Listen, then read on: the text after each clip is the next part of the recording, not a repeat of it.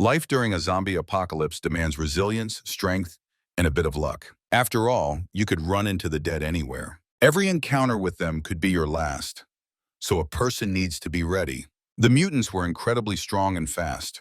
Plus, they reacted to sounds and could smell you. The main character had been an experienced soldier in the past, so he prepared himself for a meeting with the monsters.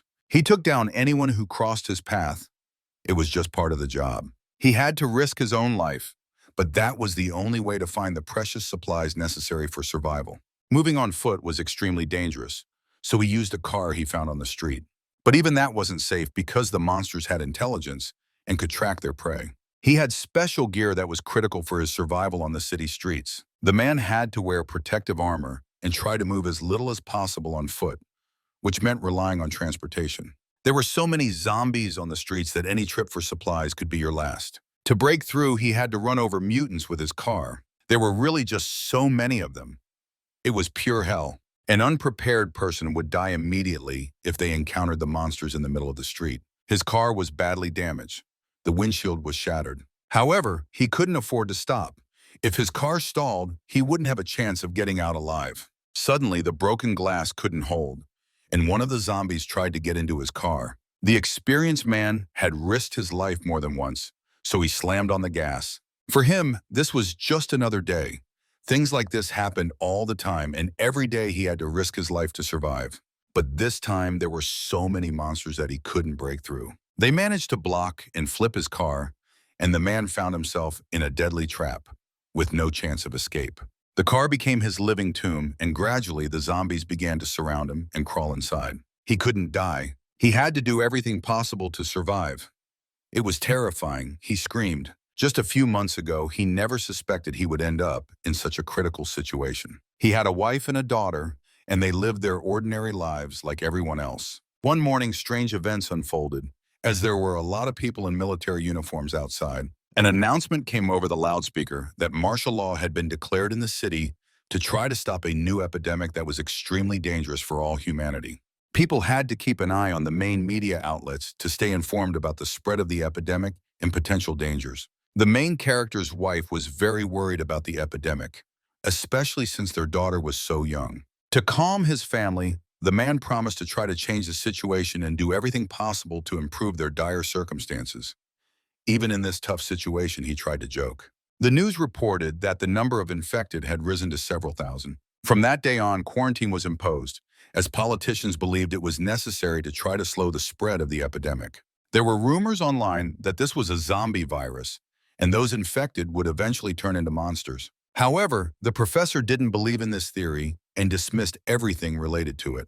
The man also didn't believe that the infected could turn into zombies and thought it was just a way to scare people into staying home. The main task was to try to earn money and secure the necessary supplies for the duration of the quarantine. That morning, doctors were going house to house, taking a census and identifying the sick. Now they were supposed to bring food to all the living people every few days, and if anyone needed help, they could reach out. There were very few people on the streets, and to avoid danger, everyone stayed home. For the first time in many years, the main character allowed himself to sleep in, as he didn't have to get up early and go to work. The supplies brought by the doctors could last them for several weeks, so they didn't have to worry about money. His daughter wanted to go outside to play, but the father tried to explain that it was very dangerous. They couldn't take that risk. To distract her, he turned on the TV.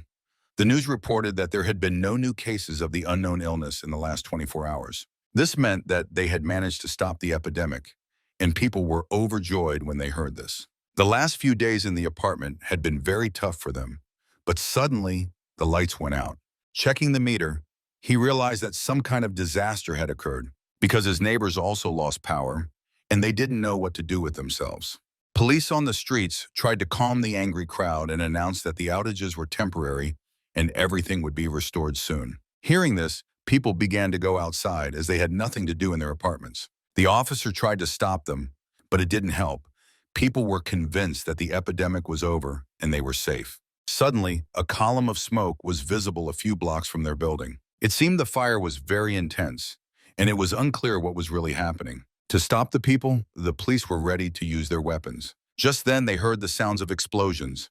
Gunfire erupted just a few meters away. They could feel the noise and the sound of explosions getting louder and closer. It was unclear from which direction danger would come, and the man, trying to protect his family, forced them to go back inside the apartment. Suddenly, an unknown man appeared outside, running from something. Behind him was a massive horde of zombies, and seeing them, the police and the people on the street tried to flee. But they had no luck. The monsters were incredibly fast and showed no signs of fatigue. They caught up with the poor souls and quickly tore them to pieces. Despite the police trying to shoot them off, there were too many monsters and the bullets didn't stop them. They found themselves in a pack, doomed, with no chance of survival. The zombies tore into their flesh, inflicting unimaginable pain and suffering. After that, they began to climb buildings, killing innocent people in their path. Panic erupted in the city, as many civilians found themselves in grave danger, unable to leave their apartments. The man realized that danger was approaching. Now he had to do everything possible to protect his family. His daughter began to cry.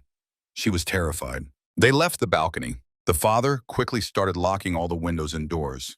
They needed to block any chance of the monsters getting inside. To ensure his daughter wouldn't hear the horrific screams of people and gunfire, he put headphones on her. The man tried to explain that it was just a game and everything wasn't real. Only after these words could his daughter calm down.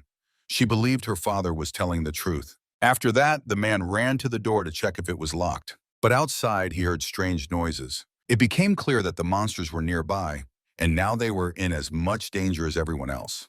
There were so many of them that they could easily break down the front door and get inside the house. At that moment, they began to smash the entrance door. The man panicked, realizing that if the monsters got inside, he wouldn't be able to stop them. He needed to call for help, as it was his only chance to save himself. However, in response, he heard that during the quarantine, calls were not allowed, and if they needed help, they would have to reach out another time.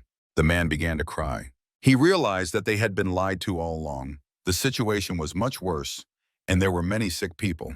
He couldn't give up, as the survival of his family depended solely on him. Water had also been shut off, leaving everyone in a very difficult position. The main character tried to check all the taps, hoping that at least one would yield a drop of water. But all his efforts were in vain. He quickly began gathering necessary supplies. It seemed he had come up with a new plan and was going to use an empty bucket. He started sealing the empty buckets to keep any remaining water from spilling out. These actions were critically necessary, as it was likely they wouldn't have water again. Moreover, he didn't stop trying to call for help, but he knew no one would answer. His wife began to cry. She had already said goodbye to life and believed they would perish. He promised her that they would survive and he would do everything possible to make it happen. It seemed she believed him, as she had no other choice. Neither of them could believe that this was really happening, as they hadn't even suspected how critical the situation was. It was clear that they would have to stay home for a long time, and the lack of water and food would become a serious problem for them. So they needed to count how many supplies they actually had left, and then they could plan everything and use them much more economically. Last time, they managed to buy a lot of baby cereal, so they had plenty of that. They also had a few kilograms of rice, beans, corn, 2 packs of pasta, and instant food. In the fridge, there were a few vegetables, some yogurt, and rice patties. They opened the fridge door to create condensation from which they could get water, because they had very little water left, and it was likely to run out soon. At first, they needed to eat the food that would spoil quickly. The other products had to last. But to cook food, they needed water, which was in very short supply. Now, people needed to come up with a way to prepare food, as they couldn't eat rice raw. Suddenly, the man remembered that they had 40 liters of water. It was inside the water heater, and that was what they could use. If they opened the valve, they could get precious water. So, after doing the math, they realized they actually had 50 liters of water, and now they could cook proper rice. At that moment, they began to rejoice, as hope had returned. Only then did they realize how much they loved each other and were grateful for the constant support and help. Soulless zombies continued to roam the streets. The screams of people trying to leave their homes in search of supplies and food were constantly heard. The only thing everyone dreamed of now was to survive and return to normal life. They went one after another, and some of them took desperate steps onto the street, ready to leave their apartments for the sake of survival. Parents did this for their children, but few of them managed to break through the massive horde of the dead. At that moment, a desperate man died. He died right before his son's eyes. More than anything, he wanted his son to survive, even though he would be left without a father. The boy understood that this was the end.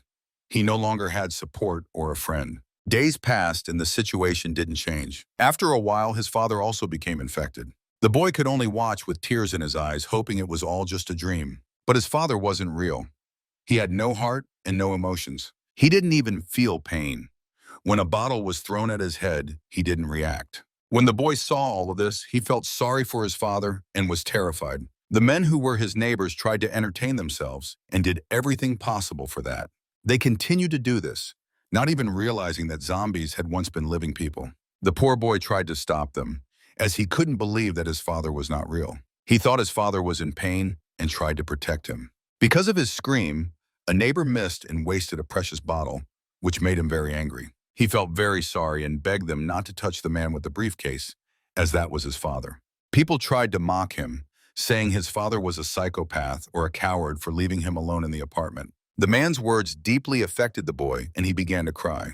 They had no food left, and for the last few days, his father hadn't eaten anything, so he had to go out in search of supplies. Despite the difficult situation, people didn't want to share with him. They ignored the poor boy and planned to continue their business. Without thinking, the men threw bottles at the monsters and derived incredible pleasure from it. They found it amusing to watch as the creatures banged their heads against the wall, and the zombies began to get angry. They noticed the people throwing bottles at them and tried to find a way to get into their apartment. At this point, the people stopped and came up with another plan. They lowered a rope and tried to throw it over one of the zombies' heads. After that, they began to pull him. They were having so much fun that they didn't even think about the consequences of their antics. Because at a time when they were left without power and had to stay home, this was the only way to entertain themselves. It was very amusing to watch the creatures that couldn't reach them. But now the zombies had become much angrier. They started to build a pyramid, climbing on top of each other, trying to reach the people. Very soon they started climbing the walls of the house, and only then did people realize how wrong they had been. However, it was too late to change anything now. The zombies began breaking through the metal bars. There were so many of them that they quickly managed to do it. Now the people found themselves trapped, surrounded by monsters on all sides. They had no way to save themselves because the mutants had gotten inside their home. Everyone watched what was happening, and no one felt sorry for them because they were the ones to blame for what had happened. It was now clear that the metal bars were not a reliable defense against the monsters. The man was trying to gather the last drops of water. He did this so his daughter could drink. They were ready to do anything for their little girl, giving her all the water without taking a sip themselves. As they watched their daughter drink for the first time in days, they realized they were truly happy. Moreover, the father came up with another way to cheer up his child. He managed to turn off the phone, and now she could enjoy her favorite game. Together, they played, and even those moments were incredibly precious and joyful. The man had figured out a makeshift generator to charge the phone. However, it required a long time of cranking a handle, but that wasn't a big problem. The phone charged quickly, and they could use it. They also kept a close eye on their daughter as she slept, hoping she would wake up the next morning. They hadn't drunk water in a long time, but none of them wanted to. Their lips were dreamish and they looked terrible from lack of water, yet none of them wanted to drink. But they understood that this couldn't go on forever, and sooner or later they had to drink some water. So they agreed to do it right now to avoid putting their bodies in danger. They each drank a glass of water. Immediately they felt much better because it was their first sip in days. Now water had a completely different meaning for them. They had never thought before that it was such a precious resource. The woman began to feel sad again, knowing that sooner or later their supplies would run out and they would have to leave their home to survive. However, she quickly calmed down. She didn't want her husband to see her in such a state. The man smiled. He was glad that even in such a situation his wife wasn't getting upset. They tried to joke around, as it was the only way they could comfort themselves. Suddenly they heard a strange sound. It was coming from the balcony, so they needed to check what was really happening. Carefully opening the window, they saw a strange note lying in the middle of the balcony. The man cautiously approached it and picked up the paper. It was a note from their neighbor who lived across from them. His child had a fever, and he needed to find medicine, so he was trying to ask for help from other concerned people. The man couldn't refuse him, believing that he truly needed help. Now they needed to figure out a way to get him the medicine. For this, he planned to use a rope, as throwing it would be too risky. He tied one end of the rope to the box and wanted to hold the other end in case he needed to pull it back. And when everything was ready, he threw it. First, they needed to try to connect the rope between their homes. It worked, and they managed to connect the rope between their apartments. Now they could tie the medicine and safely pass it to each other. That's exactly what they did after a while. The man had all the necessary supplies. He wanted to thank them for their help, so in return, he sent them a package. It was water, which was critically necessary for survival. Along with it, he sent a note thanking them for their assistance. Everyone was satisfied because it was a very beneficial exchange. Very quickly, some people also began using ropes to exchange essential items. But there wasn't enough food and water for everyone, and tough times began. The man hadn't drunk water since then and continued to endure despite feeling very bad. He needed to find a way to get more water. He turned his attention to the air conditioner, hoping it might contain some condensate that could help him. He needed to manually get the motor inside the unit to roll, which would allow him to collect precious water. So he started taking apart the air conditioner. He felt so weak that he couldn't focus or concentrate. However, he knew well what he needed to do and tried to find the compressor. Unfortunately, it was sealed, and it wasn't as easy to access as he had initially thought.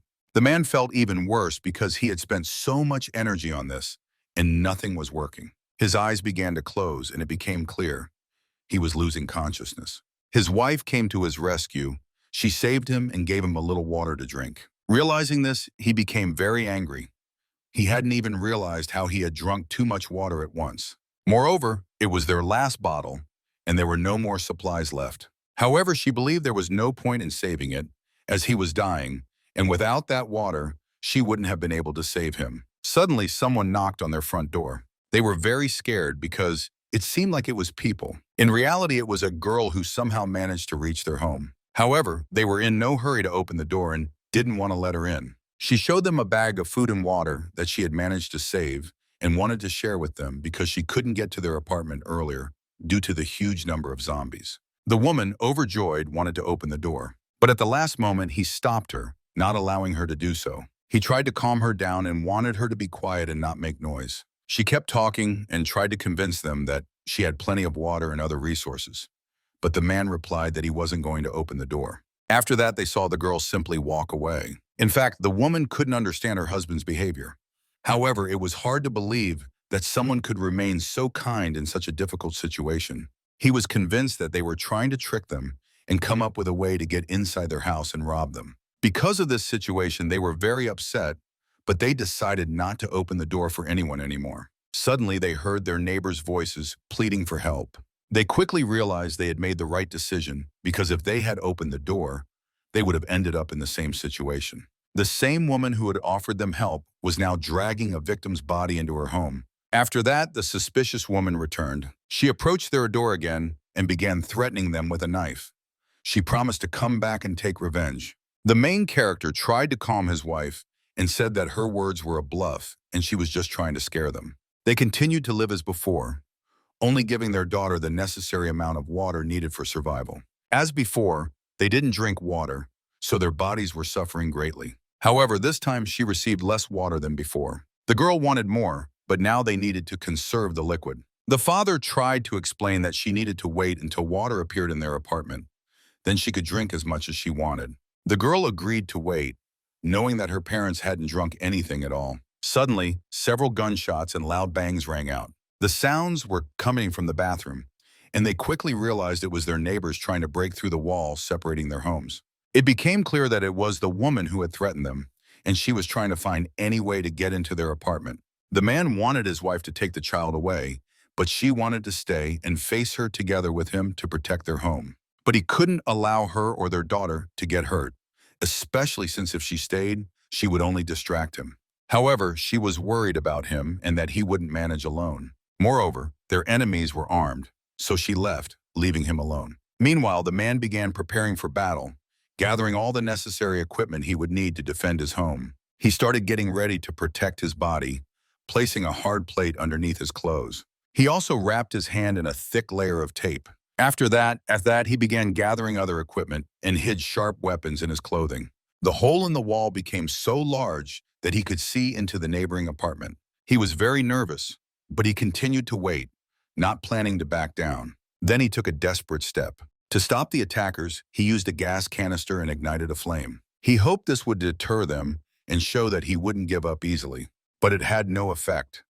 His body was pierced by a sharp spear made by hand. Across from him, he saw a man who was his neighbor. He was smiling and promised to kill them to take all their supplies. He ran out of gas and could no longer hold it back, so he began climbing into his room. The main character realized he needed to try to attack first, but he didn't manage to do it and took a painful blow to the stomach. It hurt a lot, but he had to hold on for the sake of saving his family. He began to fight, ignoring the intense pain and bleeding, but the enemy managed to grab his hand and block his attack. Now they started wrestling with each other, and it all depended on physical strength. The main character took a desperate step and tried to strike with his head.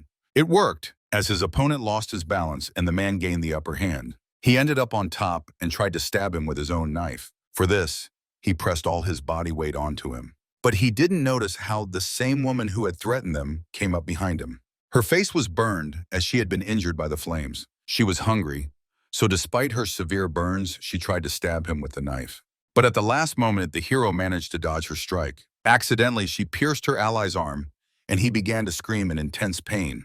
Then the main character struck again, aiming to kill her.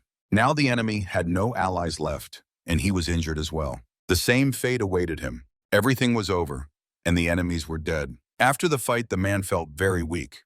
His wounds hurt, and he was exhausted. He sank to the ground to catch his breath. For the first time in his life, he had to kill a person.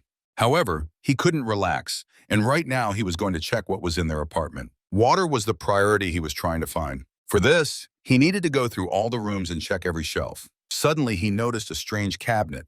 Opening it, he saw a huge number of human body parts. The smell and the sight made him feel sick. However, further in, he saw another object that caught his attention. It was an armored chest, and it seemed there could be valuable things inside. There was also a cupboard, and he tried to check what was inside. Luckily, there was water. But he didn't rush to drink it because it could be poisoned. He couldn't trust the enemies.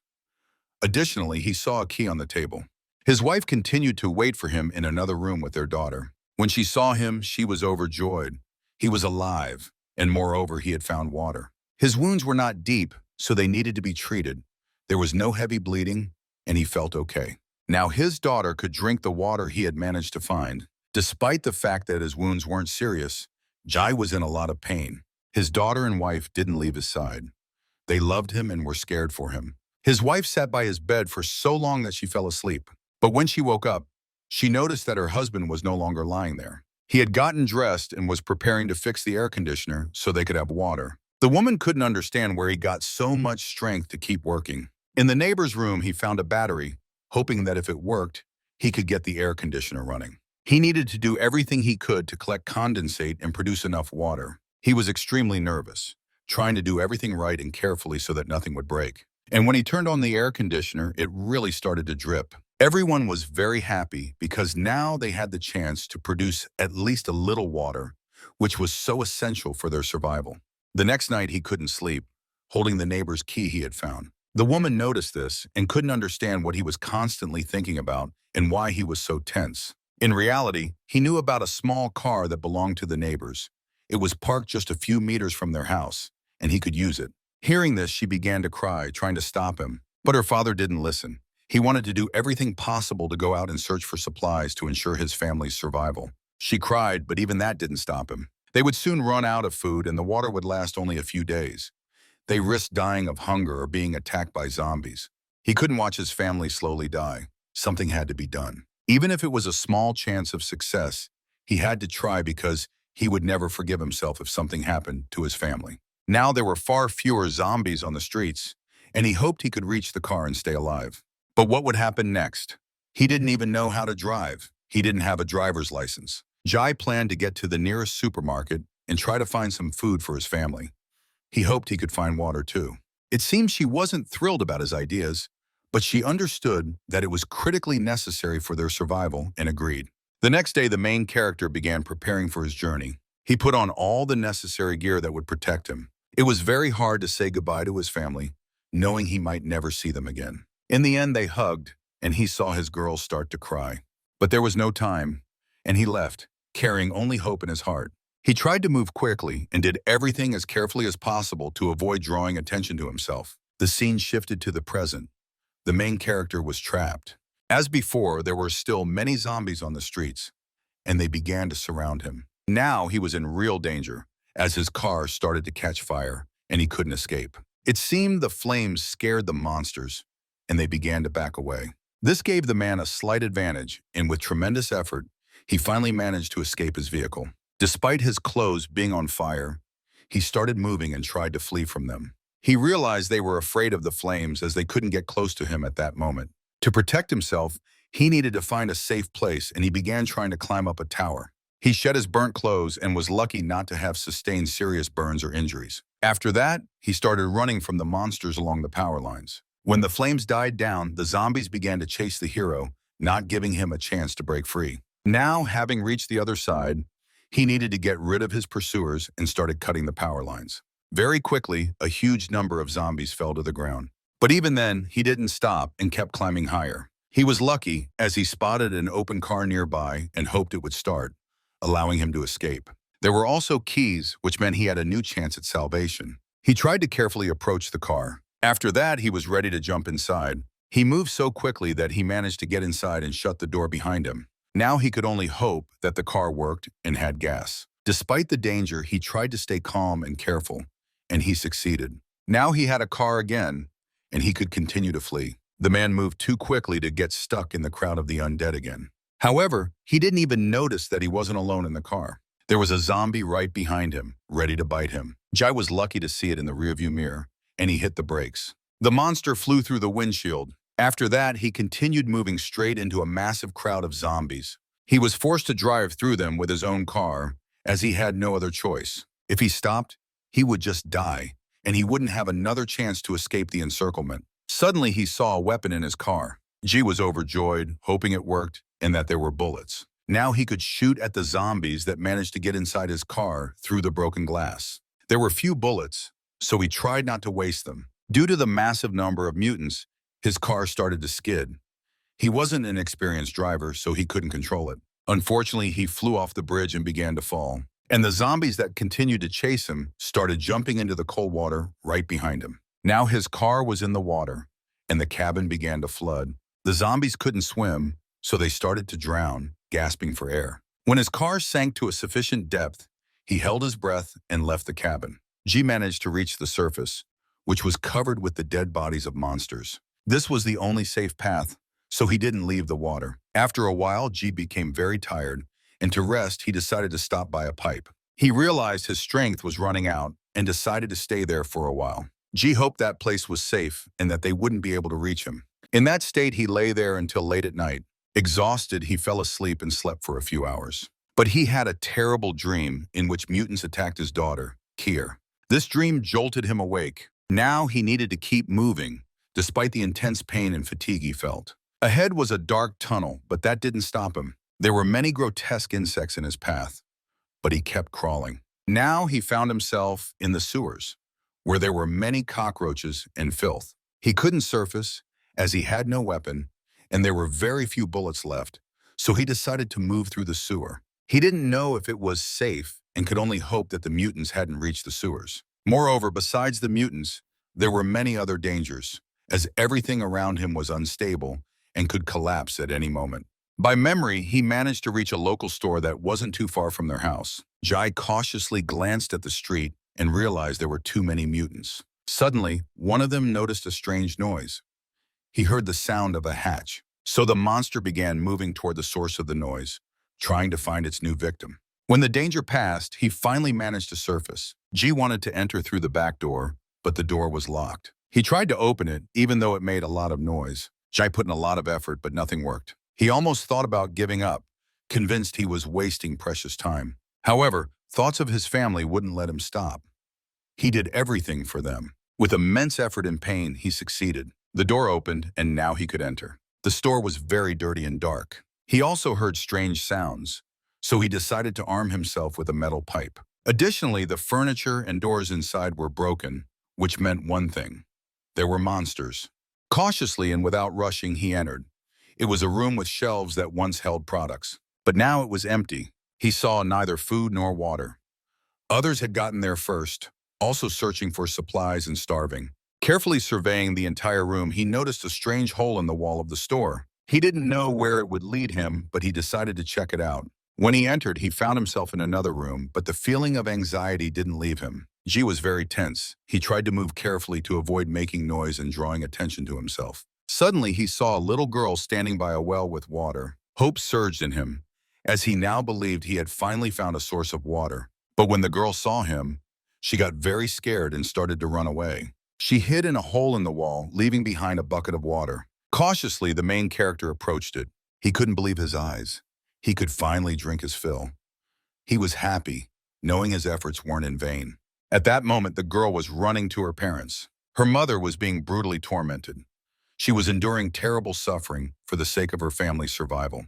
Her daughter was terrified when she saw everything with her own eyes. The fat man got angry when he saw her and tried to hurt the girl. He threatened to feed her to the zombies because she wouldn't listen to him, but her mother always defended her. Suddenly, he felt a gun at his head. Now the fat man fell silent. He didn't dare to move, fearing the stranger was a bandit who would shoot him. They all looked at each other. It became very quiet. The fat man tried to explain that he didn't actually want trouble and that they were all good people.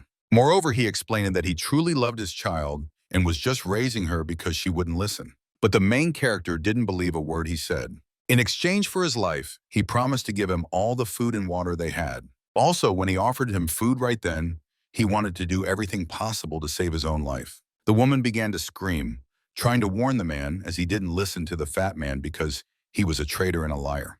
With his own hands, he had killed many people. Moreover, he had taken her husband and was now tormenting him. Hearing this, he became very angry and tried to hit her. However, Jai stopped him. He began threatening him with the gun again. Suddenly, the fat man grabbed his hand and tried to wrest the weapon away. Moreover, he struck the main character, causing him to start losing his balance. The advantage was now on his side. He began threatening the main character with the gun, but he didn't fall for his provocations.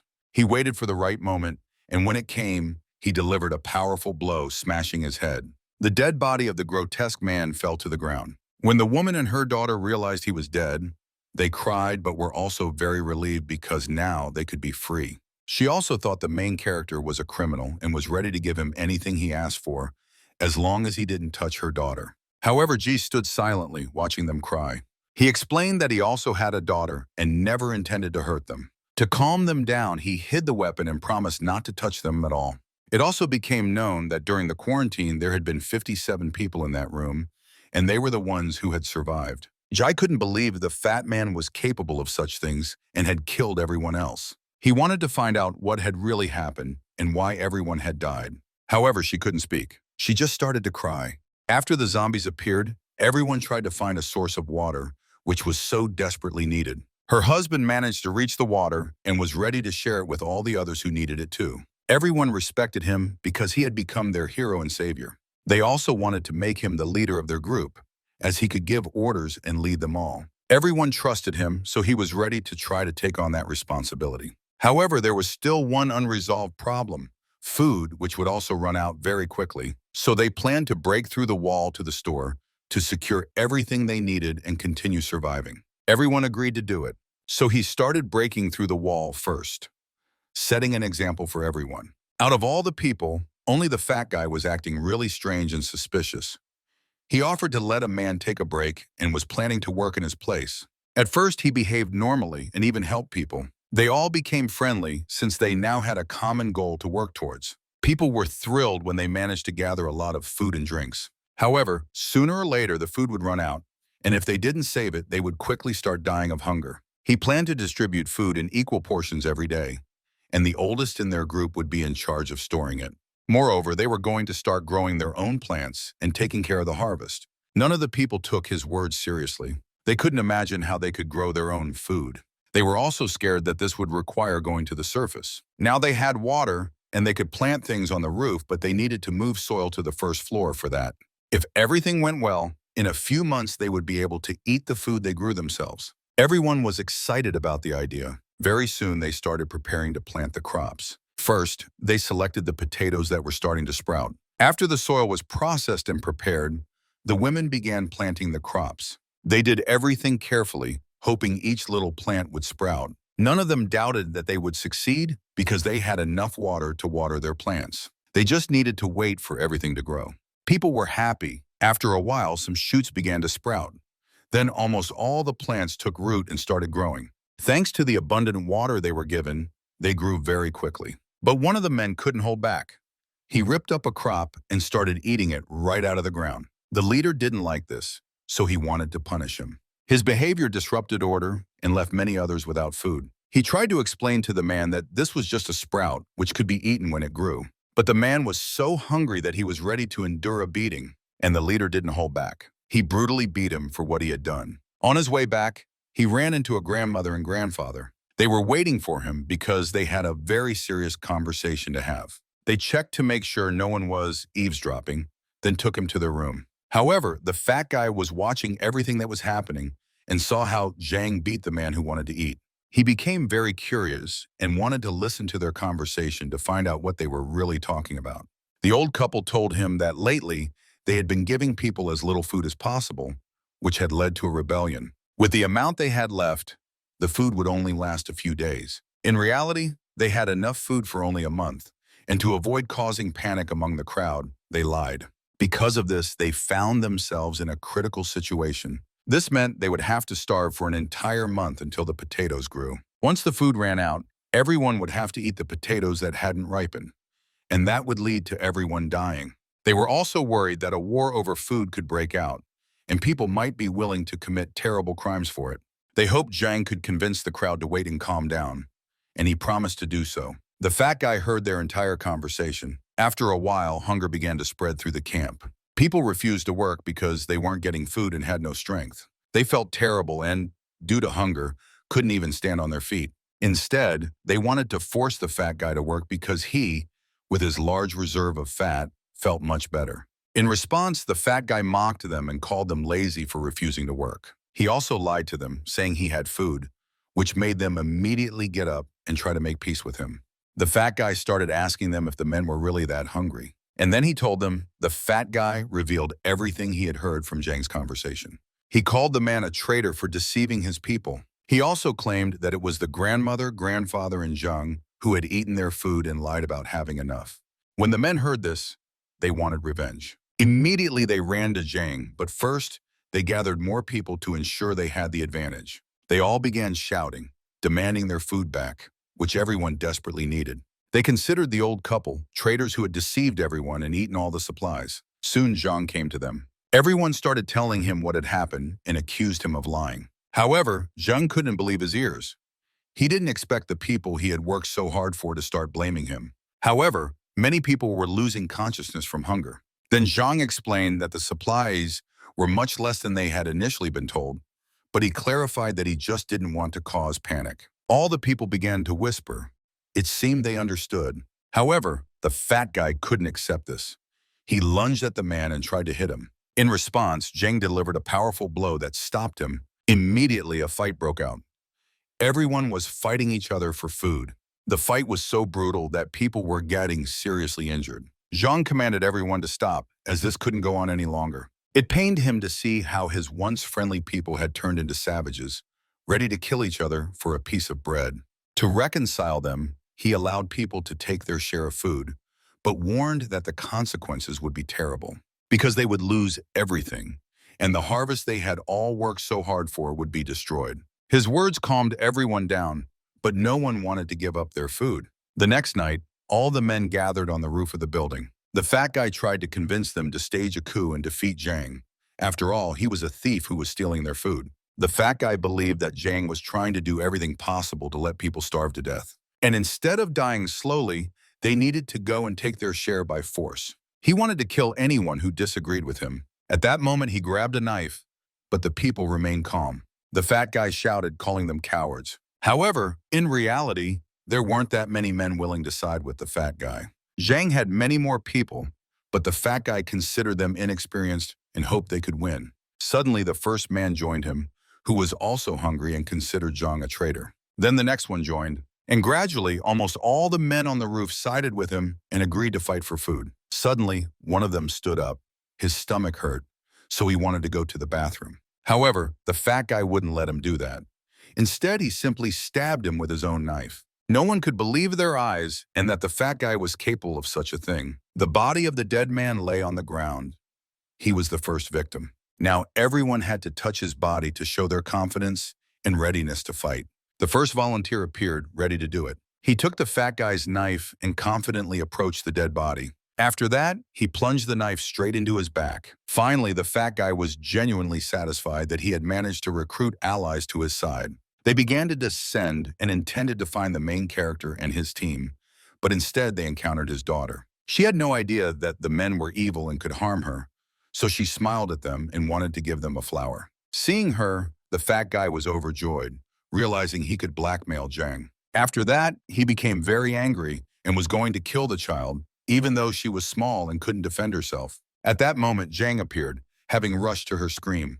When he saw what had happened, he couldn't calm down. Even though he was alone, that didn't stop him, and he continued to fight them. He managed to hold off the attackers for a while, but because there were so many of them, he sustained serious injuries. Moreover, he killed a few of them. The dead bodies of the attackers lay on the ground. Because the leader was much stronger, no one could get close to him, and they all feared dying. With his strength and bravery, despite his terrible wounds, he managed to stop the attack. At that moment, the fat guy became very scared, realizing that Zhang would want to kill him. To protect himself, he tried to shield himself with the body of his comrade. Because of that, the comrade died. After that, he pushed the men away from him. Zhang tried to convince them to stop while it was still early, as he couldn't continue fighting due to his injuries. However, they didn't want to stop, as they understood they had a huge advantage after defeating the strongest. The fat guy tried to convince the people that they were on the right path. So they continued to fight and kill everyone. They managed to destroy a huge number of people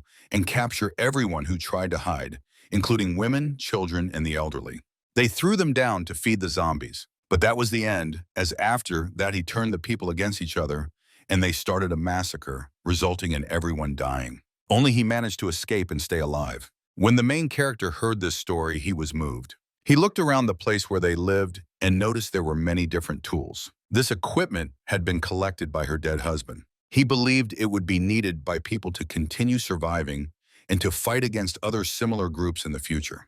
The main character chose the most necessary items he wanted to take with him. After that, he decided to deal with the fat guy. The man was unconscious, so he had to tie him up. He wasn't dead, but he had lost consciousness from a strong blow to the head. After a while, he began to wake up.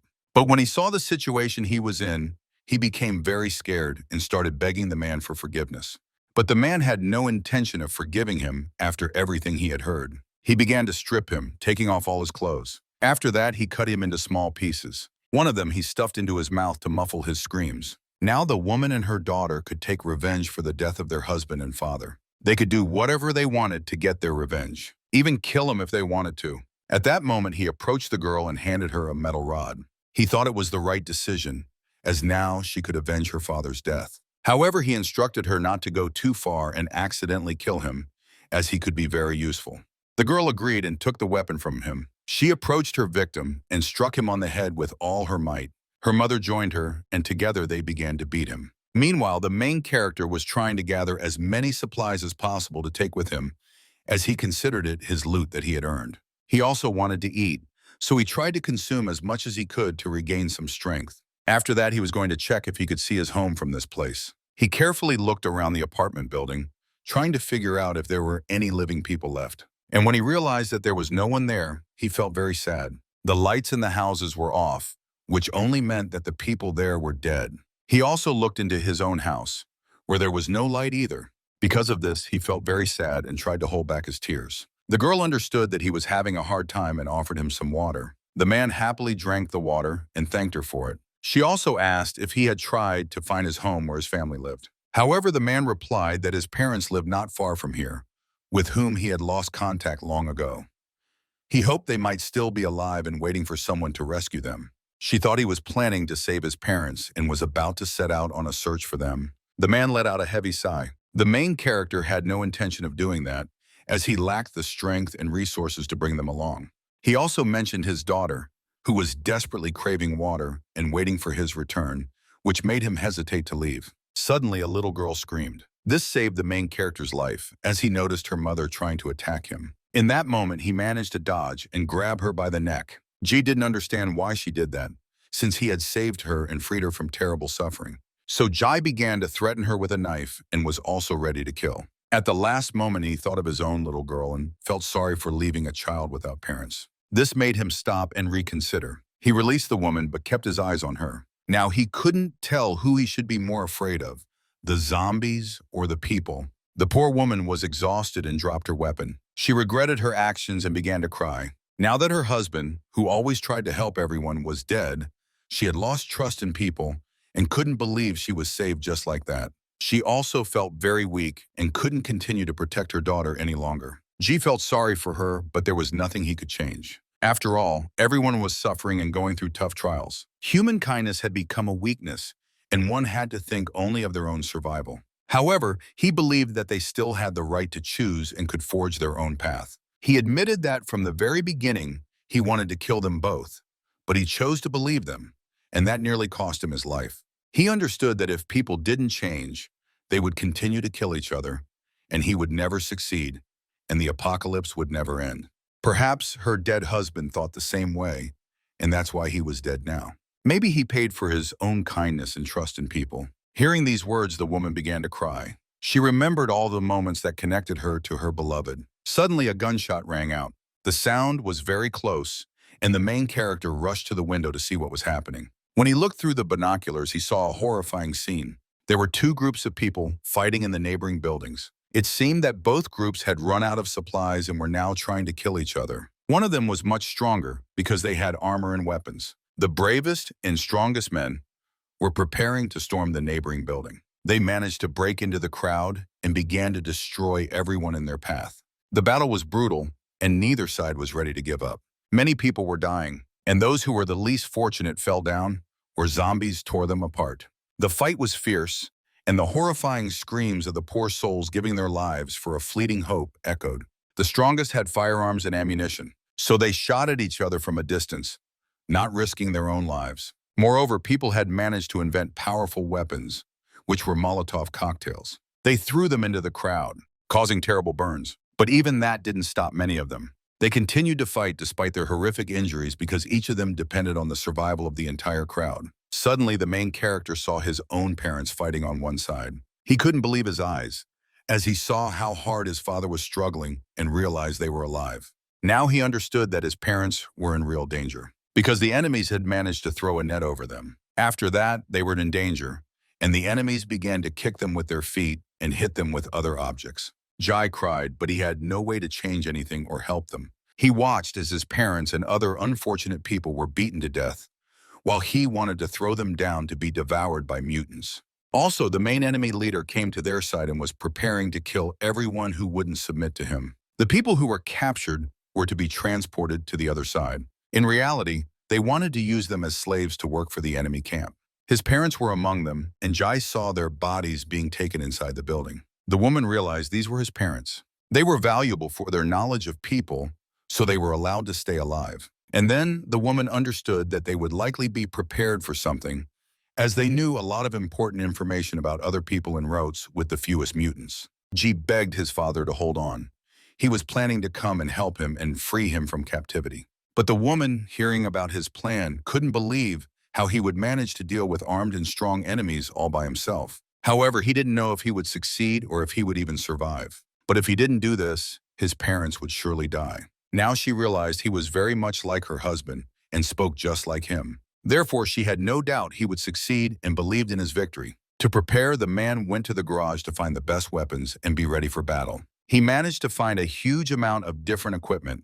He carefully examined all the items that came his way. Then he began to craft, trying to assemble the best and most powerful gear for himself. He used absolutely everything that came to hand. After some time, he managed to create a weapon that could shoot nails. Now he wanted to test its effectiveness. He realized that it could easily penetrate a human body and cause serious injuries. He continued to prepare, and now he needed to try to make some armor for himself. Along with this, he recalled scenes from his childhood when he was a little boy. In school, he was often bullied, and he didn't have enough physical strength to defend himself. However, his father always supported him and made him stand up for himself. He knew his son wasn't respected and was beaten. He had weak arms, so when he tried to make him into a man, his father wanted his son to finally become braver and start defending himself. For that, he needed to take revenge on his enemies and make them stop bothering him. His father constantly told him that he needed to be responsible and brave.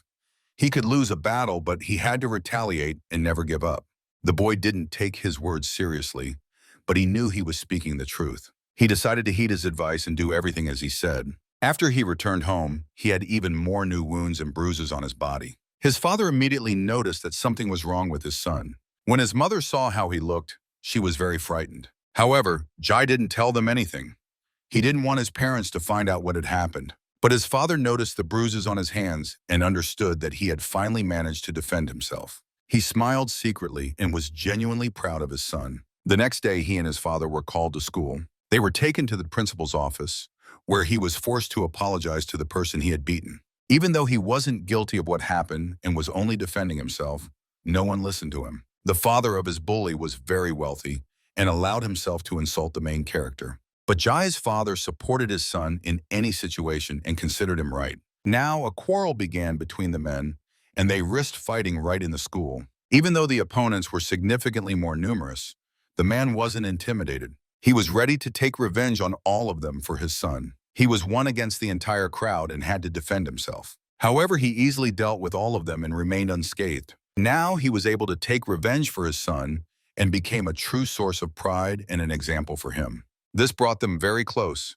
and the boy remained grateful to his father for changing his life for the rest of his life. Meanwhile, he continued to craft and tried to develop deadly weapons. The room was filled with a huge number of different tools, from which he tried to create various things. One of these was a rocket launcher, which he filled with many shards and sharp nails. He believed this weapon would be truly dangerous against a massive crowd of people. Suddenly, a woman approached him. She handed him her husband's jacket since they had the same size. The main character thanked her for the gift, and she asked if he had any plans. But first, he needed to get to the neighboring house, and after that, he didn't know what to do. Now he climbed onto the roof. He took the heavy-set man with him. He intended to use him as bait, so he coldly pushed him off the roof of the building. Now the heavy-set man was doomed. He was in for terrible suffering and a slow death. Taking advantage of the moment, he tried to reach the neighboring house. The mutants began to tear his body into small pieces, and all this time he remained alive, but could do nothing. Jai watched how the mutants reacted to the food and tried to move very quickly and quietly. He had a lot of different equipment on him, so it was difficult. But still, after putting in a tremendous amount of effort, he managed to cover a great distance and end up on that very building. All the while, the woman and her daughter were watching him. She didn't believe he could defeat the massive crowd of people by himself. And the worst part was that his family was waiting for him at home. The girl believed that the main character would survive and win. Tears welled up in the woman's eyes, as she wanted that too. Now that he had filled the neighboring house, he was ready to enter the room. The very room where his parents had been taken. Despite being very scared, there was no turning back. He gathered himself and, with a surge of determination, jumped into the room. But surprisingly, it was very quiet inside. When he surveyed the entire space, he saw absolutely nothing. Once he calmed down, he quietly and cautiously began to move further. Instead, there was a huge amount of blood in the room. The trail led to some open doors, and he was determined to follow it, trying to find his family. On his way, he saw a vast number of corpses and human bodies scattered throughout the house. Many of them had died from hunger or other diseases that developed in the closed space. He understood that he needed to be extremely careful and not draw attention to himself. First and foremost, he wanted to find out which direction he needed to go and where to search for his enemies. So he began to listen. Now he had an understanding of where the cries of people were coming from, and he set off to find them. He had to move through the bloody trail that stretched throughout the house. Trying to stay unnoticed and quiet, Jai cautiously began to ascend the stairs. He saw a lot of bloodstains on the walls and floor. Despite being in a house full of enemies, he wasn't scared. He paused for the sake of saving his family. Suddenly, he spotted a light in one of the rooms across from him. Peeking inside, he saw a man sitting with his back to him, oblivious to Jia's presence. He managed to overhear their conversation. That evening, the main house was supposed to be a party, filled with plenty of alcohol and food. They were discussing the details of their operation and the war they had managed to win. Because they had won, they started drinking and forgot they were supposed to be on guard. This was a good opportunity for Jia, and he took full advantage of it. When the men let their guard down, he attacked them, killing one after another. In a panic, they tried to fight him off, but nothing worked. They were all dead. He gave no one a chance to escape and was merciless. Suddenly, he heard a strange sound and saw a glass of blood on the shelf. It soon dawned on him that there were still living people inside. The sound was coming from a closet where a criminal might be hiding. So he wanted to force the enemy out, keeping him in his sights. The criminal was just a kid and didn't want to suffer, begging to be killed instead. But Jai wasn't in a hurry. He wanted to find out where his parents were and if they were even alive. On the roof of the building was a bridge connecting this house to the main structure. He didn't believe the boy, so he wanted to kill him. However, he was curious about how old the boy really was. As it turned out, he was only 14. This made Jai stop. He couldn't just take a child's life, even if he was his enemy. Jai didn't kill Tim. Instead, he tightly bound the boy. He also gagged him so he wouldn't scream and call for help. Ji left the kid in that same room and went to save his parents. Now he needed to get to the main building that connected these houses. For that, he had to go back out onto the roof. There were a lot of enemies, so he had to move quickly and carefully.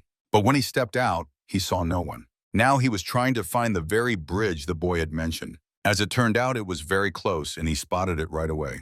But just as he was about to head to the neighboring house, he stopped, hearing a strange sound behind him.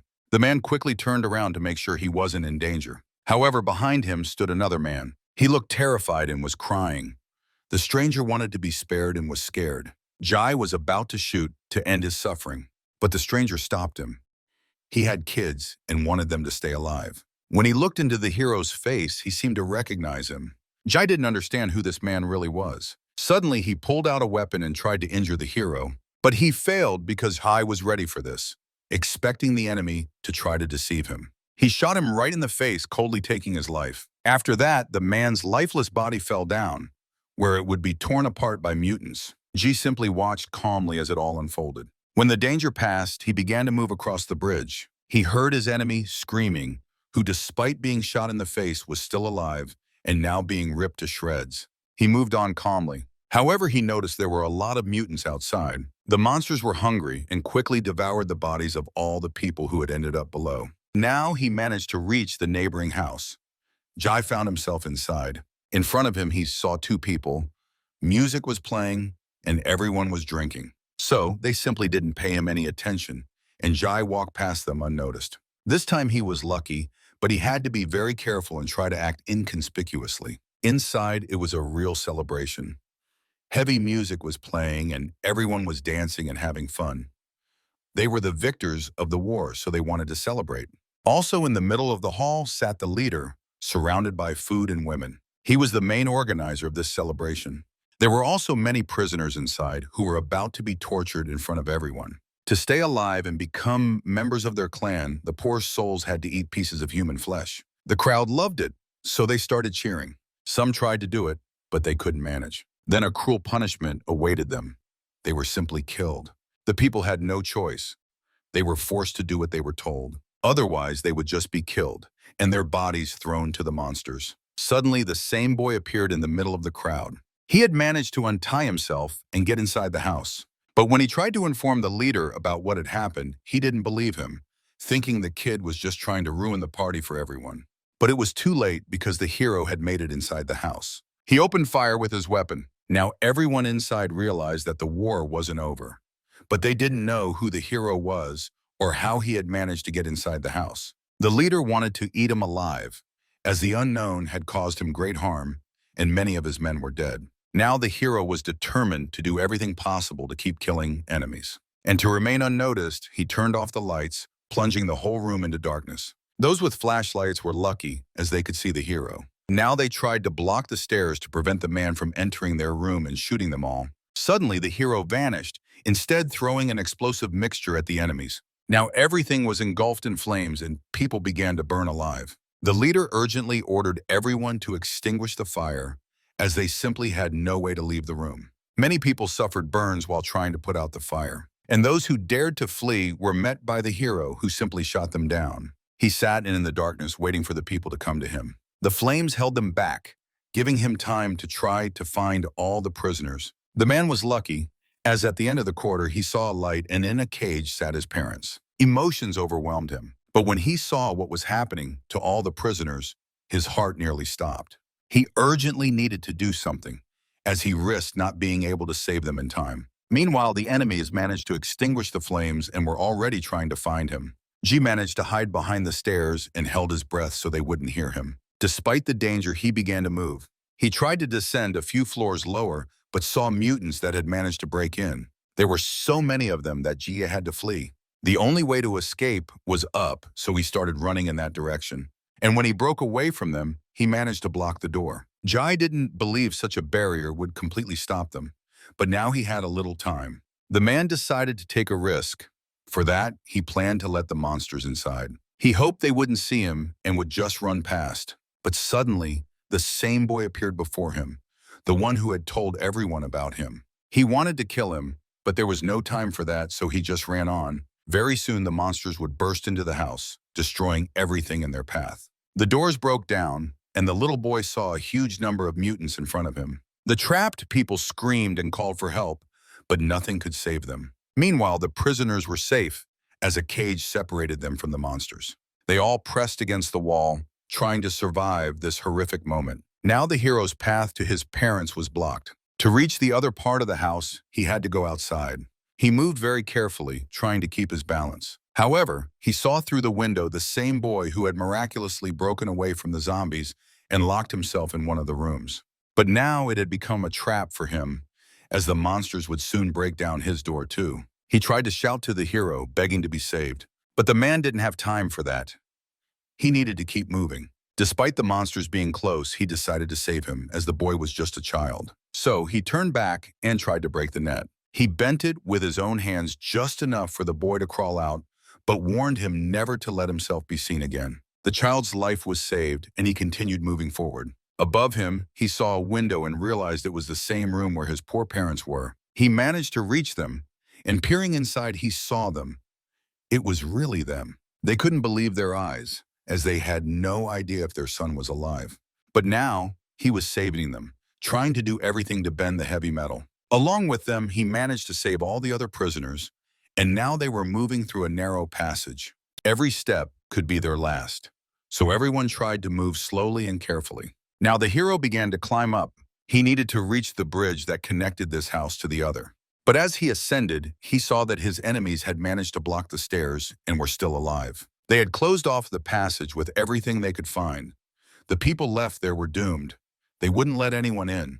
Jai finally managed to reach the bridge, but when he was about to climb up, he saw that there were a lot of enemies waiting for him. They were all trying to escape, as it was the only way to safety, but suddenly they noticed Jai and stopped. Many people, along with the hero, remained inside, but soon their defense would break, so they needed to retreat. They all quickly made it to the surface. However, the bridge was broken. The enemies were in deadly danger, but they saw Ji. He was moving along the ropes, trying to get to the other side. The hero knew he had been spotted. Now Jai realized he was in real danger. He and his parents froze, waiting for something terrible to happen. And what they feared the most happened. The enemies had weapons, because one of the enemies shot straight at the man. A blood stain appeared on his face. Moreover, he felt such intense pain that he could barely hold on to the rope. Meanwhile, his wife couldn't calm down. In her arms was their daughter, who was constantly crying, waiting for her father to return. She heard the gunshots and voices from many blocks away from their home, but she knew something terrible had happened. She remembered how long ago she and her husband had watched a zombie movie. Back then, it seemed very scary to her, and she couldn't watch it calmly. At that time, she couldn't even imagine that these events could become their reality. Now she found herself in the hero's place, eagerly waiting for her hero husband to return, risking his life. Back then, they hadn't thought about how precious the food they had was. And zombies seemed only imaginary, and in reality, no one could believe they existed. For some reason, the woman felt uneasy, even though it was just a movie. For a moment, she imagined that all the events could actually happen to them. But even if that were to happen, the man had promised to protect her at any cost. It seemed he didn't believe such a thing was possible. Yet now, with him not by her side, she recalled his words and longed to see him just once. Due to his injuries, the man began to bleed out and nearly fell from the rope. Still, he exerted tremendous effort and endured excruciating pain to hold on. After all, if he fell, a certain death awaited him below. His father tried to shout to him, but Jai didn't respond. So to save him, he climbed up and tried to prevent him from falling. In the end, he managed to save his son. Everyone helped him reach the neighboring house. The enemy continued to fire at them, but he had run out of ammunition. However, he had another weapon. It was a rope which he could use to reach people and try to knock them off the house. At the end of it was a hook, so he could reach the neighboring house. Others had similar equipment, so now they were planning to reach their house. Meanwhile, Jai was receiving medical assistance, and they were trying to stop the heavy bleeding. But suddenly, they noticed the enemies starting to climb over to their side. Even the destroyed bridge didn't stop them. The leader began to threaten them, especially wanting to kill the protagonist who had ruined his celebration and condemned many of his men to death. However, this time Ji didn't have the strength to fight. Along with the others, he began to retreat.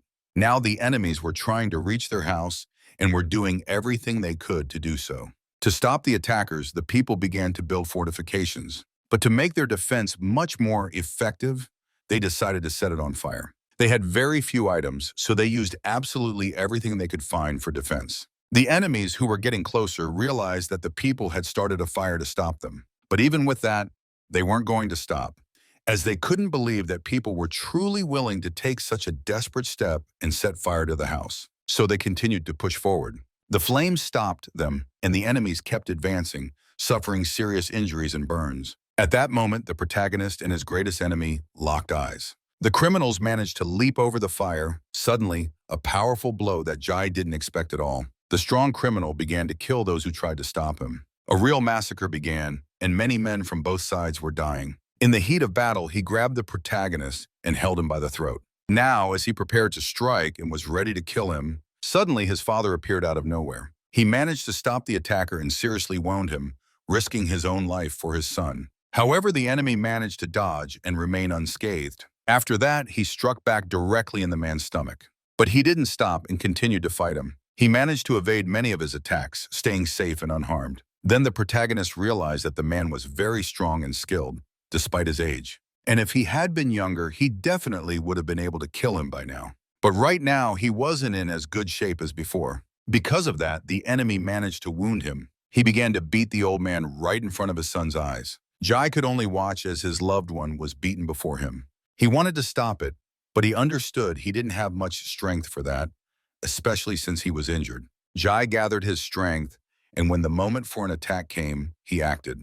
Blow after blow, he began to strike the strong enemy. However, his allies stopped him. The people united to stop the enemies and prevent them from advancing further. For the first time, the mask flew off the enemy's face, and everyone saw his horrific visage. The enemy promised that all these people would die. Suddenly, a loud explosion erupted behind him. The shockwave knocked his body back, and the flash from the flames was visible for blocks around. A woman who had been watching everything unfold saw it.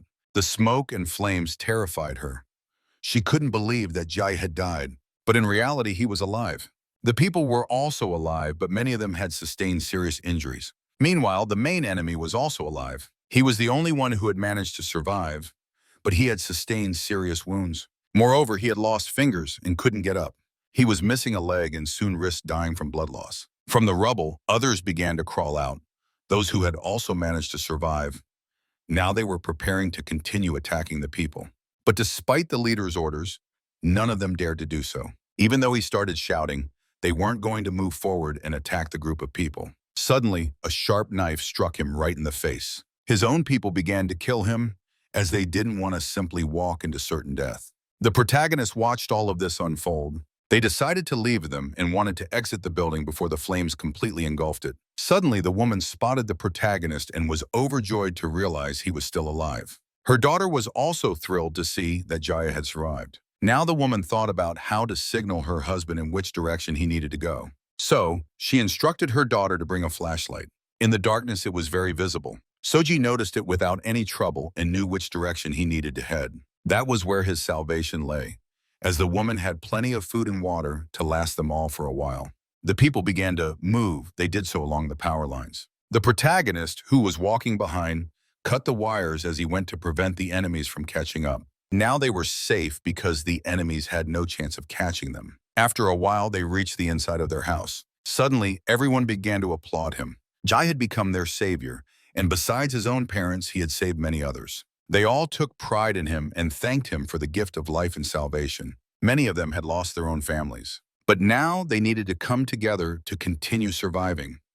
People had to support one another. Moreover, the woman was ready to share her food and water supplies with everyone and allowed them to live in this house. Ji gave them hope for a new life, so they wanted him to become their leader. After the people regained their strength, they needed to leave their own house. He, along with his friends, stepped out onto the street to embark on a dangerous journey. However, moving on the surface was very dangerous because there were many mutants on the streets. So they chose the sewers, which remained the safest place. Others watched them and hoped they would succeed. His father couldn't go with him due to his injuries, but he knew his son was a hero. The men continued moving through the narrow tunnel. On their path was a lake they needed to swim across. To conserve their strength, they decided to use inflatable rings that were in the house. The men managed to do this and reach the shore, but immediately encountered mutants. A fight broke out. They tried to kill the mutants that were approaching them. To keep moving, they needed to reach the roof of the building. The men acted very cohesively, so they tried to do this as quickly as possible. They had no chance for error, as they were constantly being pursued by many zombies. Through their combined efforts, they found themselves on the roof where the mutants couldn't reach them. And to ensure they couldn't get to them, they had to take the ladder away. Now the men moved on, helping each other. Gradually, they were getting closer to their goal. Now they were very close to the protagonist's home, just a few blocks left to go. G knew his family was waiting for him, and he believed they were okay and alive. Ahead lay the hardest part of the journey. Because the distance to the neighboring house was very large, and the street that separated them was too wide and dangerous. Before moving on, they decided to rest and gather their strength. The zombies on the street were very strong and fast. Also, one of the men knew that even they couldn't do without water and some food. He had seen with his own eyes how the dead drank water from the ditch, ate cats, dicks, and other corpses. Moreover, they attacked each other. Additionally, it became clear that zombies couldn't swim and were afraid of fire. The virus attacked the human brain, and a person infected with it lost control over their emotions and couldn't control themselves. Also, people lost part of their physical sensations. Their sense of pain and fatigue dulled, and practically, they felt almost nothing. It was also noticeable that zombies experienced epileptic seizures, which occurred because the virus destroyed brain cells. Perhaps they became aggressive precisely when they saw people, and then their coordination improved. Moreover, their hearts were beating and alive because blood was flowing from their bodies. The corpses didn't rot and didn't get infected. This meant that the virus could spread not only through a bite or the blood of the infected. But no one knew this. It was likely that there were also other ways to contract the virus. The places in the city were very familiar to the men. On one of the playgrounds they had played when they were children. Suddenly they remembered that there was a factory nearby for making feed. This meant there was a lot of food there. They were so preoccupied that they didn't even notice a group of people had appeared behind them. These were factory workers who didn't want to share their food, so they advised them to leave. Immediately, Jai thought these people were cannibals. But when he looked closely into the eyes of their leader, he realized that wasn't the case. He tried to explain that they weren't looking for shelter, but had just stopped on their territory to rest. The old man told them about the road that was below. He agreed to help them. The men didn't trust him, but they had no other choice. They decided to go with him since they had nothing to lose. G explained that he wanted to save his family, which he had left in the apartment, and the men who were going with him were his friends, so they agreed to help. Additionally, the protagonist noticed that many doors were locked. Inside the closed rooms, there were many mutants, and the old man was trying to conduct experiments on the infected. He wanted to try to understand the nature of the disease and find a cure. Now they had come to the same place and began to descend. The men found themselves inside a narrow underground tunnel. For added security, there were metal bars and guards inside. Here, the old man was going to stay until they had to move on their own. He promised that at any moment they could return and use their passage. When the men reached the surface, they stretched the rope and began to move toward Jaya's house. They were almost there, just a little bit further to go. Jai could almost see his house, and now he felt as if he hadn't been home for a whole year. So he wanted to see his loved ones as soon as possible. However, the cage on the roof was open, which meant there could be many mutants inside. Suddenly, they spotted the first one. A zombie lunged at the men without warning. There were so many mutants that the people had no choice but to run for their lives. The chase continued, and they urgently needed to find a safe place. Just then, they found themselves at the edge of a building surrounded by mutants. It seemed like there was no chance of escape, and in the panic, Jia slipped. The man began to fall. However, he got incredibly lucky. G managed to catch his foot on a metal grate, so he stayed alive. Now they were trapped, unable to return to the roof where the mutants awaited them. The only way to escape was to break through the grates and get inside through someone's apartment. But that wasn't easy, as there were plenty of mutants inside. One of them nearly bit the man's arm, but he managed to shove it away. More monsters began to descend toward them. They had to flee, and they had to do it fast. So the men started to climb down as the zombies pursued them. There were so many that the men made a desperate decision. To survive, they wanted to reach the neighboring house. Fortunately, they managed to do it just in time. A few more seconds, and they would have been done for. Ji started shouting, hoping Feng Yun would hear him. She recognized his familiar voice and couldn't believe it was her savior. Feng Yun stepped out onto the balcony and saw her husband not far away. Tears welled up on her face. He was alive. Emotions overwhelmed them both, and he started to cry too. Finally, after a long time apart, he got to see his family again. He tried to reassure his wife as he had returned safe and sound, just as he promised. His daughter had missed him terribly and was overjoyed to finally see him. She was also thrilled to see his childhood friends by his side. The men intended to take his family and move them to a safe place where all the survivors could live. Moreover, his friends were ready to risk everything for him, as the main character was their savior. However, Jai remained very humble. Just then, they spotted a zombie. The mutants managed to reach them, and now everyone was in real danger. Jai quickly ushered his family inside the house. He stayed on the balcony with the others and began to fight back. A strike! The first monster was taken down. Another one came, just as strong. The man smashed its face with a sharp knife. That wasn't enough. They couldn't handle the sheer number of mutants. The zombies managed to topple over onto their building and started getting inside. Now there were too many. At this rate, they wouldn't last long, as the grate wouldn't hold against such pressure. The only way to escape was to get out of the apartment through the back window. Meanwhile, the grate began to break, and some zombies could get inside. Ji tried to stop them, but all his efforts were in vain. The grate was broken, and now the zombies could come in. However, his family was already starting to climb down from the window, so he needed to hold on for a while and try to delay the mutants. That was the only way his family could escape. For him, saving them was the most important thing. Jai could no longer hold them back. The grate was broken, so he began to run. At the last moment, he managed to leap out the window and save himself. Now he found himself on the ground, next to his family. People continued to flee and began to descend. After that, they reached the neighboring house, where a rope had been stretched. The people didn't know what awaited them inside, but they could no longer stay outside. Overcome with fear and stress, his daughter Kira began to cry. To calm her down, the man had to give away their last food supplies. He tried to explain that the mutants were bad and could eat them, so she needed to stay close and do everything he said. Now that the child was calm, they could move on. Ahead was the tunnel they had come through. Finally, they sighed in relief, as it seemed they had found a safe place. However, the workers there were acting very strangely. It seemed like they were just sleeping, as they didn't react to the people at all. Jai touched one of them, hoping they would open the door. But he quickly realized that all the workers were infected and had turned into mutants. They began to attack the people. He was incredibly lucky, as at the last moment the man managed to shove a zombie away from him. A fight broke out, and the men tried to take down all the infected. Feng Yun was defenseless. She had no weapon. She watched as the men, risking their lives, tried to kill the monsters with their bare hands. At all costs, they wanted to protect her and the child and not let them die from a zombie bite. The battle was tough because there were so many mutants. Feng Yun covered her daughter's eyes so she wouldn't see the horror happening in the tunnel. When it was over, the men wanted to catch their breath. Now they were trapped. They didn't know if other people had been infected and what awaited them on the surface. However, they had no other way. They simply couldn't go back. The only way was forward, and at any cost, they needed to return. Suddenly, the lights in the tunnel went out, forcing the people to move almost blindly. The terrifying atmosphere became even more tense. He ordered one of his friends to stay close to his family. He, along with the others, planned to go ahead for reconnaissance. They needed to check if the tunnel was really safe. They began to move, but on their path, they saw a lot of blood.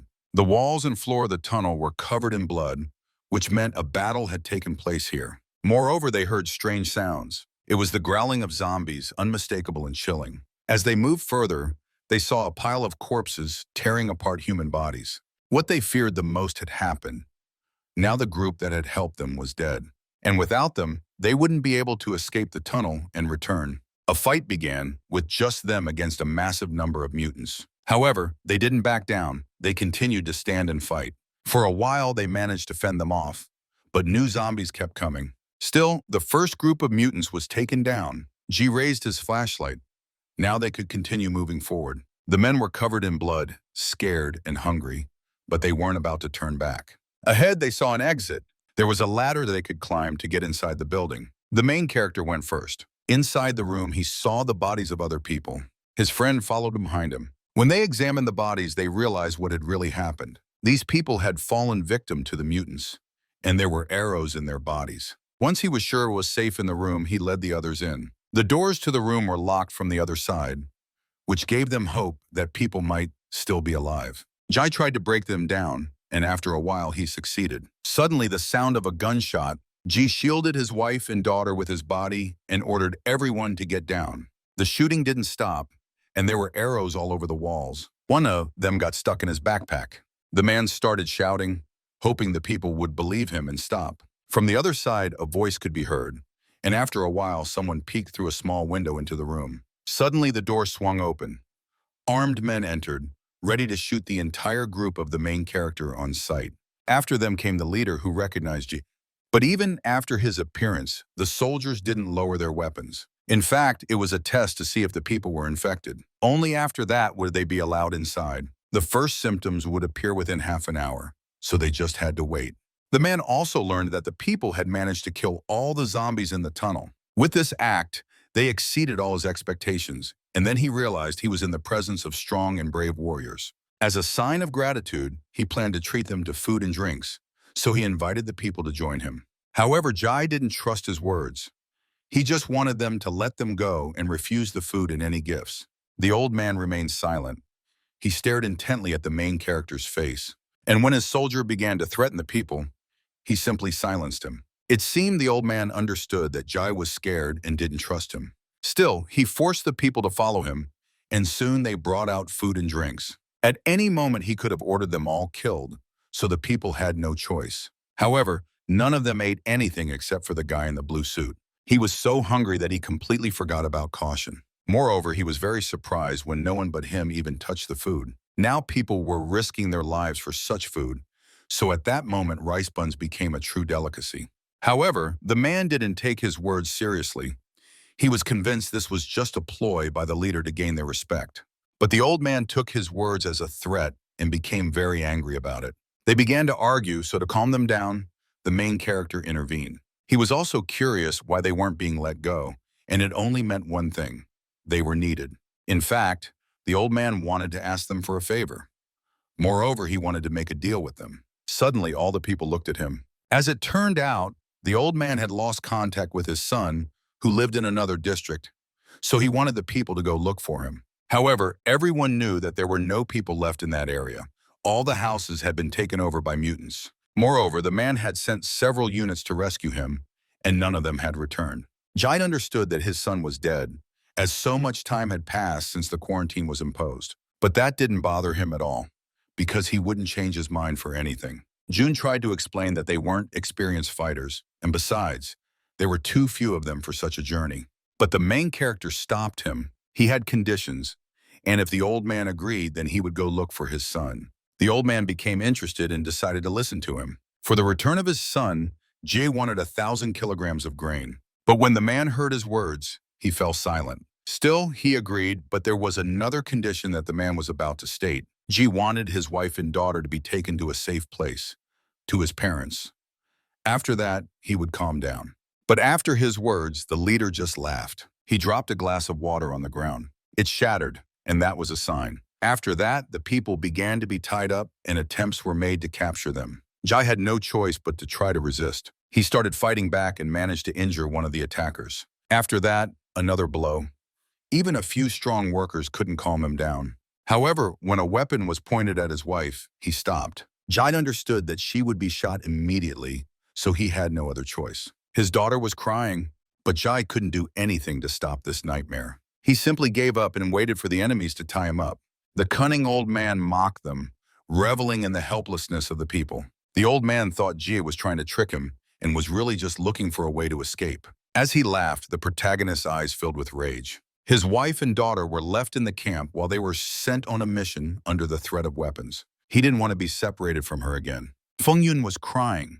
She was scared again for her husband's life. Care wanted to comfort her. She believed her father was a superhero and could save them again. The old man tried to explain that he wasn't evil. He wanted to help them, but more than anything, he wanted to find his own son. After those words, the woman couldn't hold back. She didn't want to say this earlier, but now she couldn't stop herself. She started yelling at him for his treachery. The old man had grabbed them just when they needed help, but the soldiers covered her mouth so she wouldn't scream or insult the old man anymore. The man was convinced he was doing the right thing. In his opinion, everyone should think of themselves first, just like he thought of his own son. Suddenly, he turned to the man and woman standing beside him. He ordered them to lower their captives and handle them as carefully as possible. They couldn't be tortured. Moreover, he ordered them to feed them well and give them plenty of drinking water. Deep down, he hoped the men would manage to bring his son back. Meanwhile, the men continued to navigate the streets of the city, which were crawling with zombies. They had to jump from building to building because walking on the street was too dangerous, as it was swarming with mutants. Their journey was perilous, so they helped and watched out for each other. One of them had an idea. He wanted to try to capture the old man's daughter and use her to free the protagonist's family. However, Jai was convinced it wouldn't work so easily because his daughter wasn't as important to him as his own son. Just then, she appeared right behind them. She had set out to find her brother. She had overheard the men's conversation and knew that her father loved his son more than her. The men realized this was a good opportunity. They could kill all of them right now and then strike back. But the woman was convinced it wouldn't work because her father had very good security and many guards scattered throughout the city. Right now, they could see secret agents hiding in nearby houses or on the streets. So if they dared to take such a desperate step and tried to capture the old man, he would definitely be able to stop them. In truth, she didn't love him because he didn't value her or take pride in her and her great son. She had become his problem the moment she was born. Her relationship with her father was very difficult, but she was willing to risk her life for him. But in reality, she was doing it for her brother, whom she loved dearly despite being his favorite. Instead of wasting time, it was better to think about the next plan. She pulled out a map, where a green dot marked a safe place to stop. It became clear that they needed to cover a great distance, making this a very dangerous operation. There were many large buildings in that area. The streets were wide. Also, there was a public park, where there would likely be many mutants. The map marked another area with many tall buildings. Additionally, there was the old town center, the scariest place they could end up, with a large square packed with mutants. The map also showed a yellow line, which was the subway route. However, the woman reported that it was incomplete and construction had not been finished. In any case, they needed to pass through the city center, so they had to try to devise a plan. Time was running out, so they kept moving. They didn't notice the large number of people who had managed to survive, hiding in their homes without food or water. But they couldn't help any of them. Each time, they had to walk past people who were dying. One woman, who hadn't left her apartment for months, begged for a little food and water. The girl stopped, feeling sorry for the old woman, so she gave her a bit of their food supplies. The old woman was overjoyed. However, the protagonist stopped her. He knew the old woman was a cannibal, so there was no need to waste time on her. At that moment, she pulled out a knife. She tried to attack the girl with it. At the last moment, the girl managed to dodge and avoid the attack. In reality, it was a trap that had caught many people. Now, real danger threatened them as armed people began to attack. One of the guards who was with them was injured. She managed to wound one of the attackers, but the fight was far from over. The doors to the apartment burst open and armed people started rushing out, right at them. There were a lot of them, and they were heading straight for the protagonists. Additionally, an armed group began running from the other side. Now they were surrounded and had serious problems. She had no other choice, so she tried to blackmail them, promising to blow up the building along with herself. This made the men stop, as none of them wanted to die. G had one of them in his sights, but the man was afraid the woman might actually blow up the building, so he didn't want to take the risk and halted. Suddenly, a strange scream came from inside the building. Out came the very woman from whom it all began. The old woman looked very frail, but when all the soldiers saw her, they were terrified. It seemed they all feared her. After all, she was the leader. Just at that moment, a woman from her group lost her husband and couldn't bear it any longer. She felt so sad that she decided to let him try a rice ball, at least before he died. In reality, the food was very delicious, and he thanked her for the gift. But now he was dead. People began to cry because he had been a very good soldier. The old woman also cried deeply and began to regret trying to attack those armed men. But when the others caught the scent of the rice ball, they realized it was very tasty. He remembered the day she first tried human flesh. That was when the old woman gathered them all in her kitchen and decided to feed them. No one expected to see a soup with so much meat in it. Moreover, it was very delicious. But many people wondered where she could have gotten so much meat and prepared so much food. Besides, none of them had seen any animals or other food. This question troubled them. Where could she have found the meat? But she didn't answer. The woman simply stood up and left the table, but everyone saw her bandaged and cut leg. At that moment, everything became clear. What had really happened to her leg? People wanted an explanation from her. But in reality, she had cut off a piece of her own leg just so they could eat. None of them could understand why she did it, and they wanted to repay her for the kindness she had shown them. They cried, but the woman insisted that she was fine. She did it because she was old and could die at any moment. All the people were very young, and she hoped this would benefit them. The boy who cried was her favorite, and she remembered that he had been a very good boy in childhood. Now the boy who was her favorite was dead. Now his dead body could become food to be shared among the other people. When they had food, the old woman let them leave, as she didn't want others to die as well. Many of the soldiers couldn't understand her behavior and didn't know why they just let the people go. But the woman was convinced they weren't murderers and did everything for their own survival. Now the group of people found themselves in an area with large, tall buildings. The streets were indeed very wide, as they had seen on the map, so there were many corpses. Now the protagonist needed to gather all the necessary equipment. They wanted to move to the neighboring building, but a wide street separated them. He had prepared very well, so he had a special gun that he wanted to throw a rope to the other building. It was a rifle he had managed to assemble from all the items he found under the rubble. He fired, but on the first try, he missed. The range was too short. Jai tried again, but this time he failed too. Each time he failed, and he had to start all over again. The people had already lost hope of crossing the wide street and wanted to turn back. However, they had another plan as they saw through the binoculars a tree that was very tall and grew right where the rifle could reach. The rope they had might be enough, but to reach the tree, they needed to descend to the square. Despite the danger, G began to descend. When he reached the ground, all the mutants around him started running. The protagonist began to run because there were too many monsters, and he wouldn't be able to handle them all.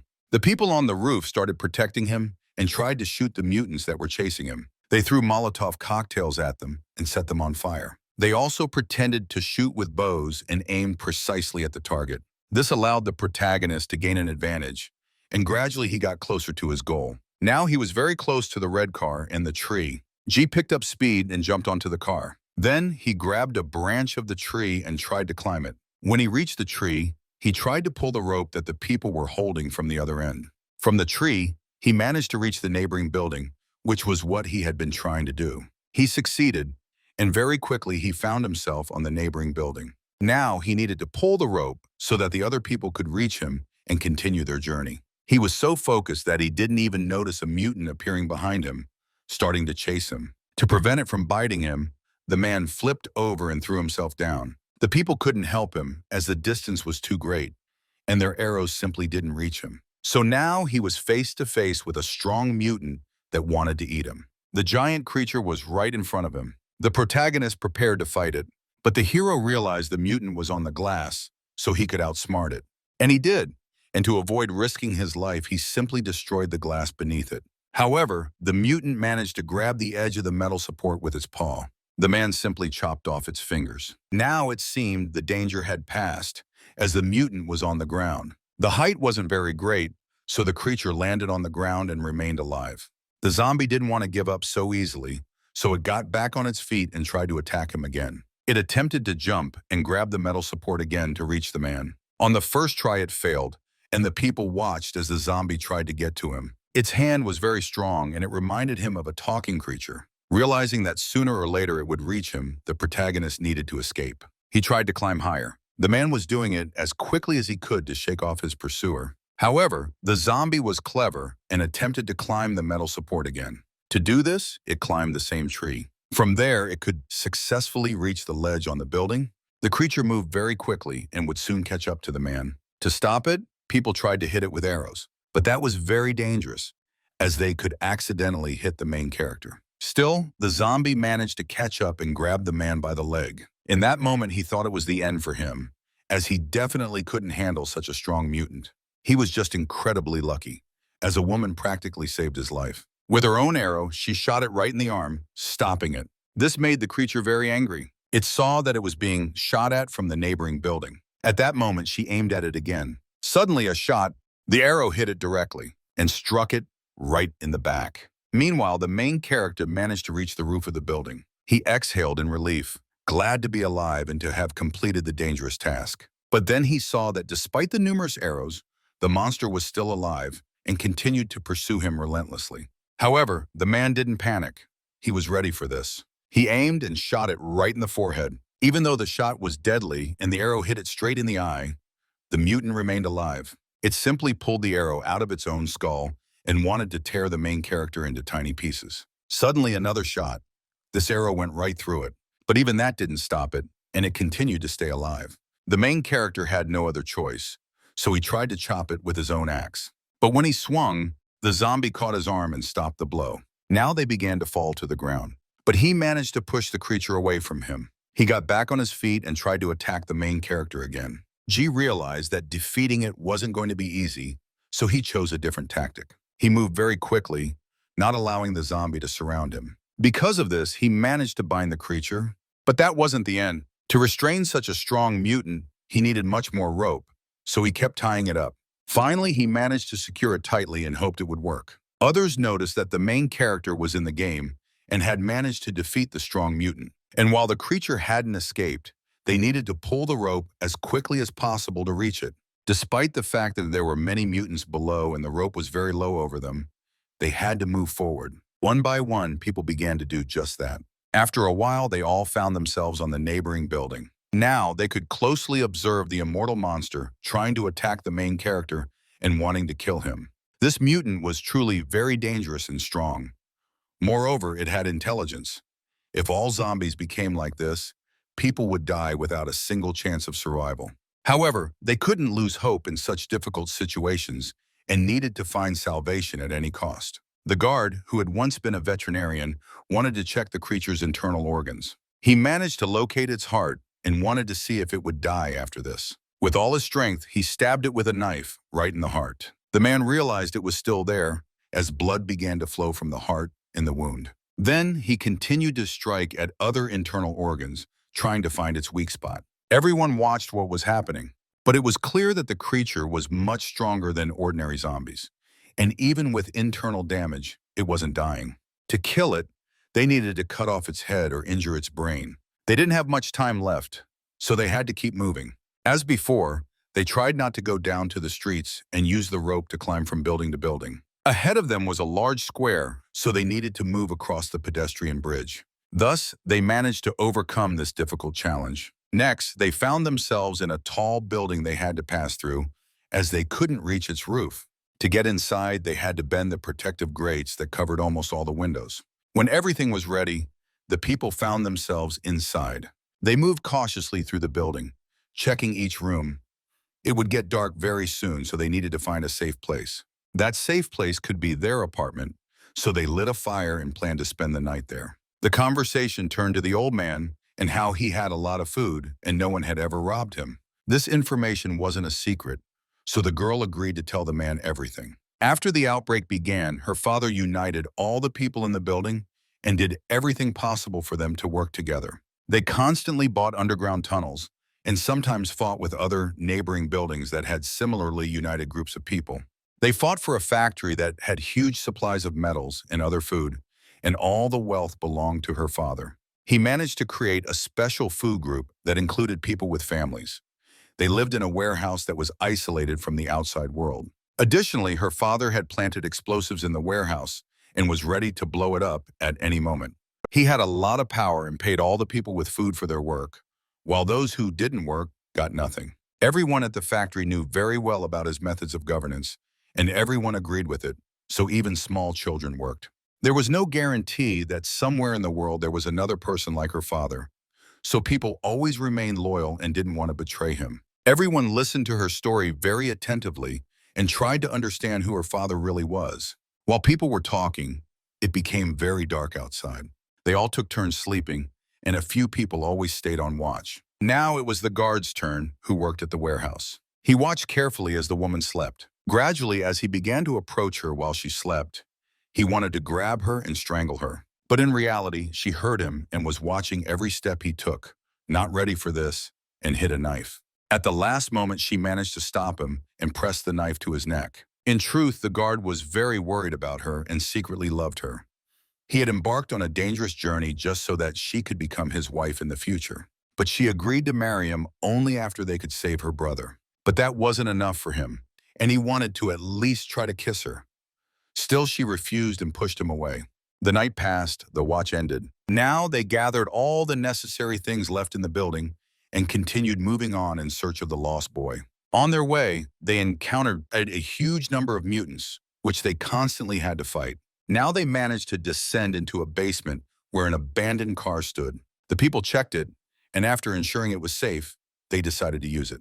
They began loading all their things into the car, trying to seal the windows so the mutants couldn't get inside. Now with the car secured, they could try to start the engine. That wasn't all. Just in case, the man doused it with gasoline so that if needed, they could set the car on fire.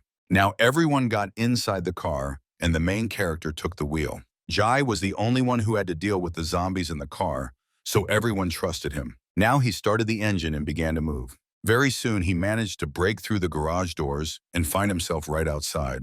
There were many mutants, and he began to crush them, not fearing that the car wouldn't hold up or get stuck. But with every passing minute, more and more mutants appeared. So he ordered his friend to set the car on fire. Now they were in a burning car, and the monsters feared the fire, so they didn't approach them. To stop the fire in the cabin, they used water, trying to extinguish the flames and prevent it from spreading. But they quickly realized that not all zombies were afraid of flames. Moreover, it was getting very hot in the car, and there was a lot of smoke, making it hard to breathe. The whole car was engulfed in flames, even the tires began to burn. They drove to the park, and now that they were there, they needed to urgently leave the car. But when they got out and started running, the car exploded because the fire reached the gas tank. They were incredibly lucky, as if they had waited just a few more seconds, they would have all died. On the map, they noticed that there was a huge lake in the park with many boats. The people thought it was a very safe place, as there were the fewest mutants in the water, and they didn't go into it. So each of them took a boat for themselves and started paddling away from the shore. This was the only place where people could relax and feel safe. On their way was a bridge which had many mutants. To prevent them from jumping on them, they had to shoot them down. Additionally, the dead were jumping right into their boat from the street. However, the people managed to overcome this threat. Ji remembered how long ago he had vacationed in this beautiful city with his family. He and his girls truly loved this place. There were always many people, and it was very beautiful. Ji missed the times when he and his loved ones could just relax and live. They fed the fish from the boat and laughed. He loved his family and wanted to spend a lot of time with them. But now he wanted to return to those wonderful times again. He watched the fish in the lake swimming by their boat, and now for him, it was food that was needed for survival. The people were very happy, as they understood that now they couldn't eat normal food, and fish on the table was a real salvation for them. But there was no time to waste, as they soon needed to reach the shore, where there were many mutants. First of all, they tried to clear a path for themselves to safely get to land and keep moving. But when they reached the shore, they had no idea what danger awaited them. At first, everything was very calm, and they didn't hear anything suspicious. To shorten their path, they decided to walk through the thick bushes. However, the people couldn't even imagine that a huge danger awaited them. Suddenly, a massive number of mutants charged at them. A real bloodbath began, and none of them expected there would be so many zombies. They started to surround the people and attack from all sides. One of them even managed to bite a girl on the arm. Now she realized that her journey had come to an end, as strange things began happening to her body. At times, another mutant tried to bite her arm, but at the last moment, someone shot it right in the face, saving the girl. To prevent the infection from spreading throughout her body, she had to take a desperate step. So, she cut off her own arm and tried to stop the bleeding while the others shielded her with their bodies. But the pain was so intense that she began to lose consciousness. She simply fell to the ground and couldn't continue fighting, so the people had to try to protect her. The guard picked her up on his shoulder because they couldn't just leave her there to die. Besides, there was still hope that she could survive. The people had to run. There were so many mutants that they couldn't handle them at all. The main character stopped to give the others a chance to escape to the nearest building. Now it was his turn. He started running, catching up to them. The monsters continued to pursue him. Jai was in heavy gear and had spent a lot of energy. We buy the spay energy, so they began to help him. The zombies approaching him grabbed his clothes and legs, pulling him down. After that, to stop them and save the main character, the people began to fight them off. Still, they managed to climb up, and everyone remained safe and sound. Moreover, the girl regained consciousness and was healthy and unharmed, although her arm hurt a lot. There were so many mutants that we couldn't build a human pyramid to reach them. So to stop them, the man had to use dynamite. A loud explosion rang out, and all the mutants nearby were wiped out. Moreover, part of this building was destroyed, and the floorboards barely avoided being buried under the rubble. But even though they managed to hold off the monsters for a while, more kept coming, and soon they would be able to reach them. So despite everything, people continued to flee from them, trying to find a new safe place. This new place was supposed to be the neighboring house, so they started climbing up. But the zombies were still hot on their heels. The girl realized she had become a burden to the others, so she wanted them to just leave her behind and not drag her along. But the guard, to whom she had promised to marry, kept saving her no matter what. He truly loved her and couldn't just abandon her. He knew she thought he was a freak and didn't like him.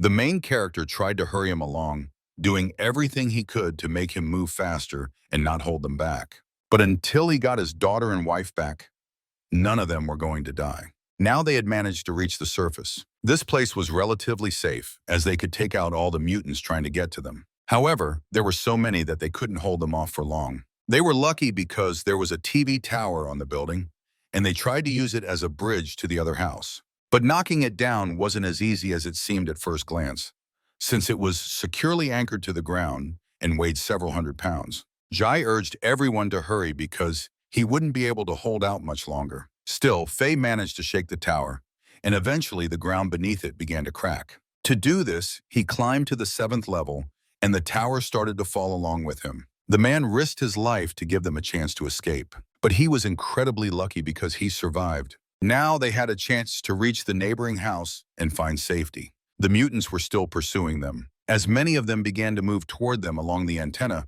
the men tried to knock it down. However, it was so heavy that they couldn't manage it, and the mutants were getting closer and closer. One of them even managed to touch the main character's face. He was about to bite him, but just at that moment, the antenna fell, and all the mutants on it tumbled down. Now they were safe, and it was time to take care of the injured and the affected. Phi was utterly exhausted. He missed the peaceful and calm life where he could just relax. His friend decided to support him so that he wouldn't give up and would keep moving forward. The girl could never have imagined that the man who saved her could be so attentive to her. He stayed close to her, constantly making sure she drank water, took her medicine, and felt okay. But he was a doctor by profession, so this was his job, and he loved it deeply. Still, she finally realized that the man truly loved her and was ready to die for her life, so she agreed to marry him once they returned home safely. Hearing this, he broke down in tears. He was sure they would make it home and was ready to do everything possible to ensure that. However, Jay understood that they had to leave. They couldn't stay in such a dangerous place. Suddenly, one of them refused to go. He wanted to stay. No one understood what was happening or why he chose to remain. But in reality, he could no longer be saved. The man was doomed.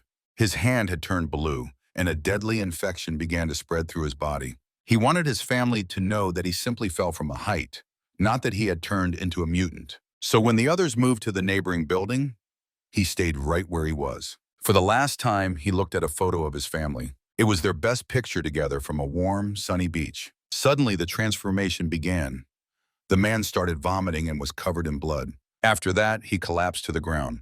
And then, he finally began to change, becoming a mutant. Now he was one of the mutants attacking people and was a true killer. Finally, the group managed to reach a park swarming with mutants, and there were no tall buildings nearby. Now the men truly understood how important and complicated the operation they were about to undertake was. The main character was so overwhelmed that he had no words. He remained silent the entire time. But before moving on, the men decided to have breakfast and regain their strength. They were in a dangerous place, so they decided to cook the fish they had caught the day before in the lake. Jay was so anxious that he couldn't even eat. He turned down the food offered to him, yet he knew he needed to regain his strength and energy. But instead of eating for himself, he gave his piece to an injured girl sitting aside watching them. The group was near a department store which had access to an underground cave, as the mall and the basement were connected. Taking the underground streets around the square was a great idea, but inside there could be many locked doors, making it a big problem to get into the store and move from there to the basement. However, they had no other choice. They couldn't walk around the store outside because there were too many mutants. Without wasting any time, the men started moving, and the main character descended on a rope. While the others held him, he tried to break the glass to get inside the store. He was extremely nervous, not knowing what dangers awaited him inside the store. He also needed to cut through the metal grate that protected him. After that, they finally managed to get inside and were ready for anything. On their way, they found red doors that could lead them to a storage area filled with supplies, food, and water. Now they needed to try to break the lock. The main character succeeded, and now he found himself in a dark and cold room. Inside, there were tables laid out with a lot of cutlery. Finally, they realized they had entered the kitchenware department. However, they moved on and reached the area where clothes and many other valuable items were sold. But this was not at all what they were looking for, so they continued on. Finally, they managed to reach a place where there were truly valuable items. Many axes, ropes, climbing gear, and more. G started picking things out, and the first thing that caught his eye was a sharp axe. It looked very handy and sturdy. Moreover, it was very expensive, costing a whole $1,000. However, there was nothing else of value left in the store. His friends couldn't find anything for themselves. Meanwhile, the woman continued to examine the items. Her attention was drawn to a mannequin, specifically its plastic arm, which she could use as a prosthetic for herself. Now the group faced a new challenge. They needed to go down further, but the escalators weren't working. G led the way, carefully looking around and listening to every rustle. Suddenly, they entered a special section, and he spotted a ring. It reminded him of the past when he and his wife were preparing for their wedding. The ring on his beloved's finger was incredibly beautiful and suited her perfectly. He recalled how he promised to buy his wife a much better ring with a big diamond. Back then, she had cried because his goals seemed so far-fetched. But now he had this opportunity, yet he turned down such temptation and placed the ring back. Because he was convinced that a true gentleman should achieve his goals on his own. However, June thought differently. He decided to take the ring with him. The diamond in it was very strong, and it could help in a critical situation since it could cut glass. After that, they continued moving through the store. The main character was ahead, lighting the way for everyone with his flashlight. Up ahead, they saw the corpse of a person that was still fresh, as it hadn't started to decay. This meant they weren't the first people inside the store. They needed to be careful as danger lurked around. Suddenly, he stepped into a puddle of blood. Moreover, it was accompanied by a terrible smell. June was very familiar with it. It was the smell of rotting flesh. It could have been spoiled food, as zombies didn't smell that awful. Indeed, after a long corridor, the team entered the grocery section, where there was a lot of food and alcohol. Inside the refrigerator stood many bottles of wine and champagne. Strangely, they hadn't been looted by marauders. Additionally, there was a bag full of food lying on the ground, but no one had taken it. Moreover, there was a lot of fresh blood. It became clear that something was off about this place, so the group decided to leave quickly. But just as they were about to turn back, they realized it was too late. Somewhere in the distance, they heard a terrifying scream. It was the voice of hungry masters who began to surround them and were about to attack. Furthermore, they realized there were many mutants, and these were not ordinary zombies. Right in front of them was a huge barrier that separated them from another room in the store. The group began to approach it, as turning back was too risky and would take too long. They needed to try to open the metal barrier in front of them. This would allow them to move forward and shorten their path. But as soon as they started to get closer, the terrifying screams grew louder and more distinct. It seemed like they were cannibals, but there was plenty of food in the city, and there was no need to eat other people. Still, the group prepared and turned off the lights. They set up an ambush and waited for the enemies to come out to them. Now they had a clear plan, and none of them wanted to take risks, because they didn't know what threat awaited them ahead and what secrets the dark store held. The sounds grew louder. G realized that the mutants were nearby, and suddenly he saw one of them right behind the barrier they needed to go through. At that moment, he prepared for an attack, and as soon as the monster appeared in front of him, he shot it right in the head, trying to kill it. But it didn't help. The mutant didn't die, but became even angrier, and other zombies appeared, drawn by the sound of the gunshot. Another shot right in the head, but even that didn't kill the strong mutant. The battle continued and the other men also opened fire. However, even after that, the mutants didn't die. Even shots to the head didn't help. It became clear, zombies had evolved. They were becoming immune to human attacks. The only way to defeat them was to decapitate them. The men began to flee, as the barrier would soon break. However, there was another way to fight them, and that's what they wanted to test. For this, they needed a lot of alcohol, but fortunately, there was plenty on the store shelves. After the man found the required amount of alcohol, he began pouring it on the floor. Then, he used paper to ensure the mixture could be ignited and would burn well. Now, he needed to mix the alcohol content and use the paper to ignite the bottle. He had created a Molotov cocktail. Now, they were in a long maze of boxes and crates, not knowing from which side the zombies would attack them. But the metal grate was right in front of them, and Jai just waited for the mutants to break it and start attacking. After a while, he heard a characteristic sound. The gate opened. Now, a huge army of mutants was searching for them and was ready to attack and tear the people apart in a matter of minutes. These mutants were different from the others. They could think, so they began searching for the humans. To do this, they looked for traces and tried to catch the characteristic scent of human flesh. Jai understood that they would be found soon, so there was no time to waste, and he stepped out to face the mutants. When the zombies saw him, they started running straight for the people. But the men were ready for this. They ignited the cocktail and threw it right into the crowd. An explosion occurred, and a fierce fire broke out. As a result, the boxes and cardboard ignited, and the mutants began to burn. But that wasn't all. After the fire, to finish off the zombies, the group opened fire. They had a basket full of alcohol, and they sent it into the crowd of still living dead. Then, a shot. Another explosion rang out, much stronger than the previous one. Everything around burst into flames, and very soon the entire floor of the building was engulfed in fire. However, it wasn't that simple, because many mutants didn't die. Suddenly, one of them lunged at the main character and nearly hit him. G managed to dodge at the last moment. Despite the injuries, the monster remained alive and even attacked the people. The men began to fight, but the main character understood he needed to decapitate it, and that's what he tried to do. Meanwhile, they managed to open the security doors. It was their only chance to escape the burning room. So without hesitation, the group headed that way. But even there were many dangerous mutants that the doors didn't stop. This path was blocked, so they had to quickly turn back and close the door behind them. But suddenly, the noise stopped. It became very quiet. The people were frightened, as what could that mean? Suddenly, a powerful blow shattered the heavy metal doors. It was an axe. Now all the men together tried to block the door to prevent the mutants from breaking through and slaughtering them all.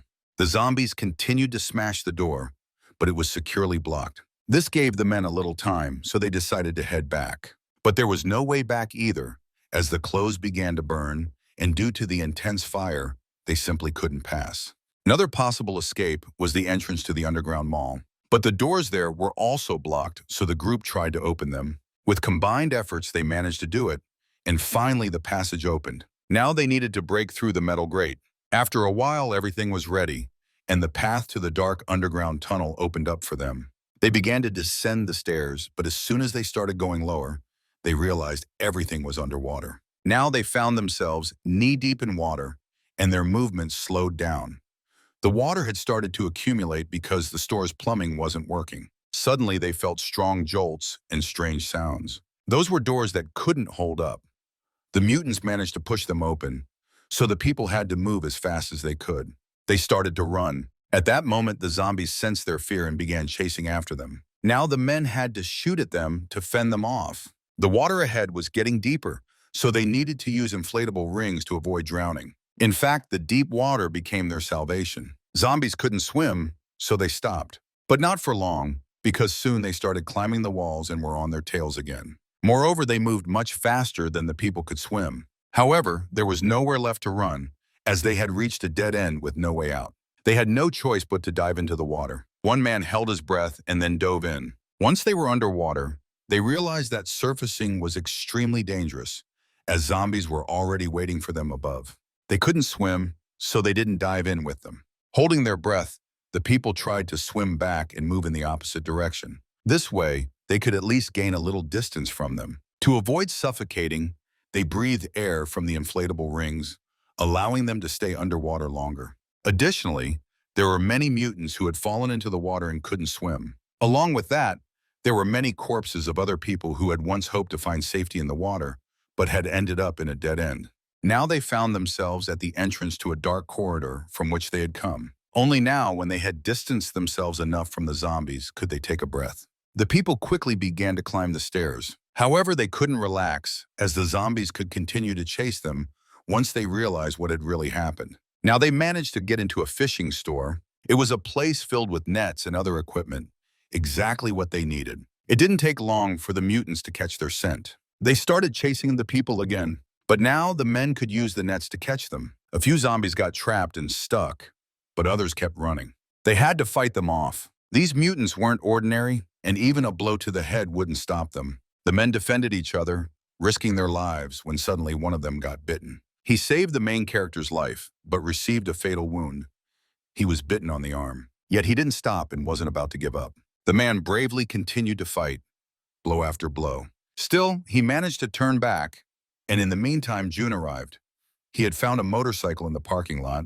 In fact, his arm was protected by a huge number of watches, so he was unharmed. However, the monster didn't die. It got back on its feet and just watched the people. After that, it simply ran off in another direction. Very soon, a new monster appeared in its place, much stronger and larger. Moreover, it was armed and charged at the people right away. Together, they started fighting it. They needed to kill it as quickly as possible.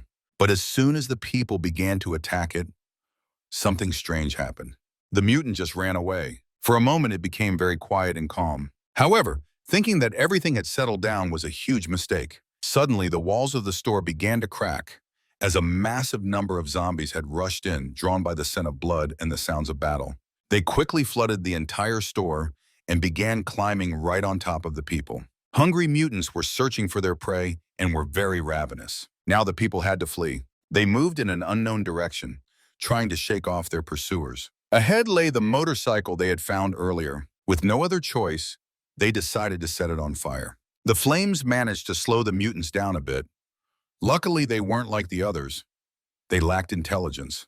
From the powerful explosion that went off, the people's clothes caught fire. Jai tried to extinguish the flames and wanted to save his friend. However, very soon the fire would die down, and the people had nowhere to run. Ahead stood the strongest and smartest mutant. It seemed to be their leader. They needed to escape urgently. Time was running out. As soon as the fire died down, the zombies began to chase them again. The people were lucky. They found an exit to the roof of the building, and the door was open. But what had happened to the city shocked them all. Buildings and entire neighborhoods were destroyed. There was no life. Now, the hope of finding the man and saving the main character's family seemed ghostly. However, there was no time to waste. Using whatever items they could find, they managed to barricade the door. Now they needed to get down from the roof and run. That's exactly what they did, and they started running. The people ran in an unknown direction, seeing only human corpses and ruins in their path. They tried to search the bodies of soldiers in hopes of finding weapons or other valuable items. They got lucky, as one of them found an assault rifle and a few rounds for it. But now the mutants broke through. They managed to open the door and were chasing the people again. Despite the fact that the people were constantly fleeing, they couldn't completely escape. They kept running, while a whole horde of zombies continued to pursue them. A woman felt very weak. She couldn't go on and wanted to stay behind. But her husband couldn't allow that. He agreed to carry her just so she wouldn't die. Ahead was a plane, which was their only chance for salvation. Its tail was high up, so it could be the only safe place for them. When the people made it to the surface, they started shooting. It wasn't enough. All they had left were a few bottles of alcohol, which they could also set on fire. To avoid catching fire themselves, they moved to the very end of the tail. After that, the fire began. Now the mutants didn't rush into the flames. They simply adopted the same tactic and waited for it all to end. G realized they wouldn't be able to leave until they tried to kill the main zombie. He understood that it was the one who kept finding them, while the other zombies just followed its lead. He had a gun, but the ammo didn't fit. They needed to take a risk and try to physically reduce their numbers to the right size. The worst happened as the main mutant began to extinguish the fire. Jai panicked. He had one last hope that this would work. If not, they would all inevitably die. Suddenly, a shot, then another, and another. He managed to hit the zombie right in the head, and it fell to the ground. For a long time, it showed no signs of life. and it seemed they had managed to kill it. However, that wasn't the case.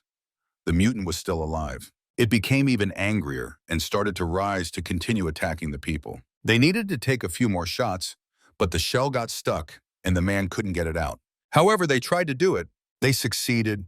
They hit it right in the head, and it seemed this time they had killed it. But the flames would soon die down, and they had no idea what to do next. But the only way was up, to the tail of the plane. So one by one, they began to climb up, and from there they could start firing.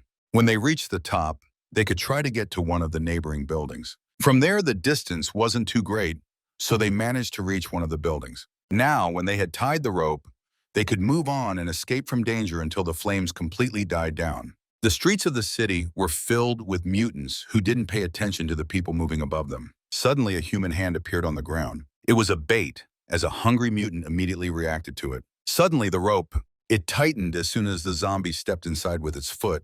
In fact, it was a trap.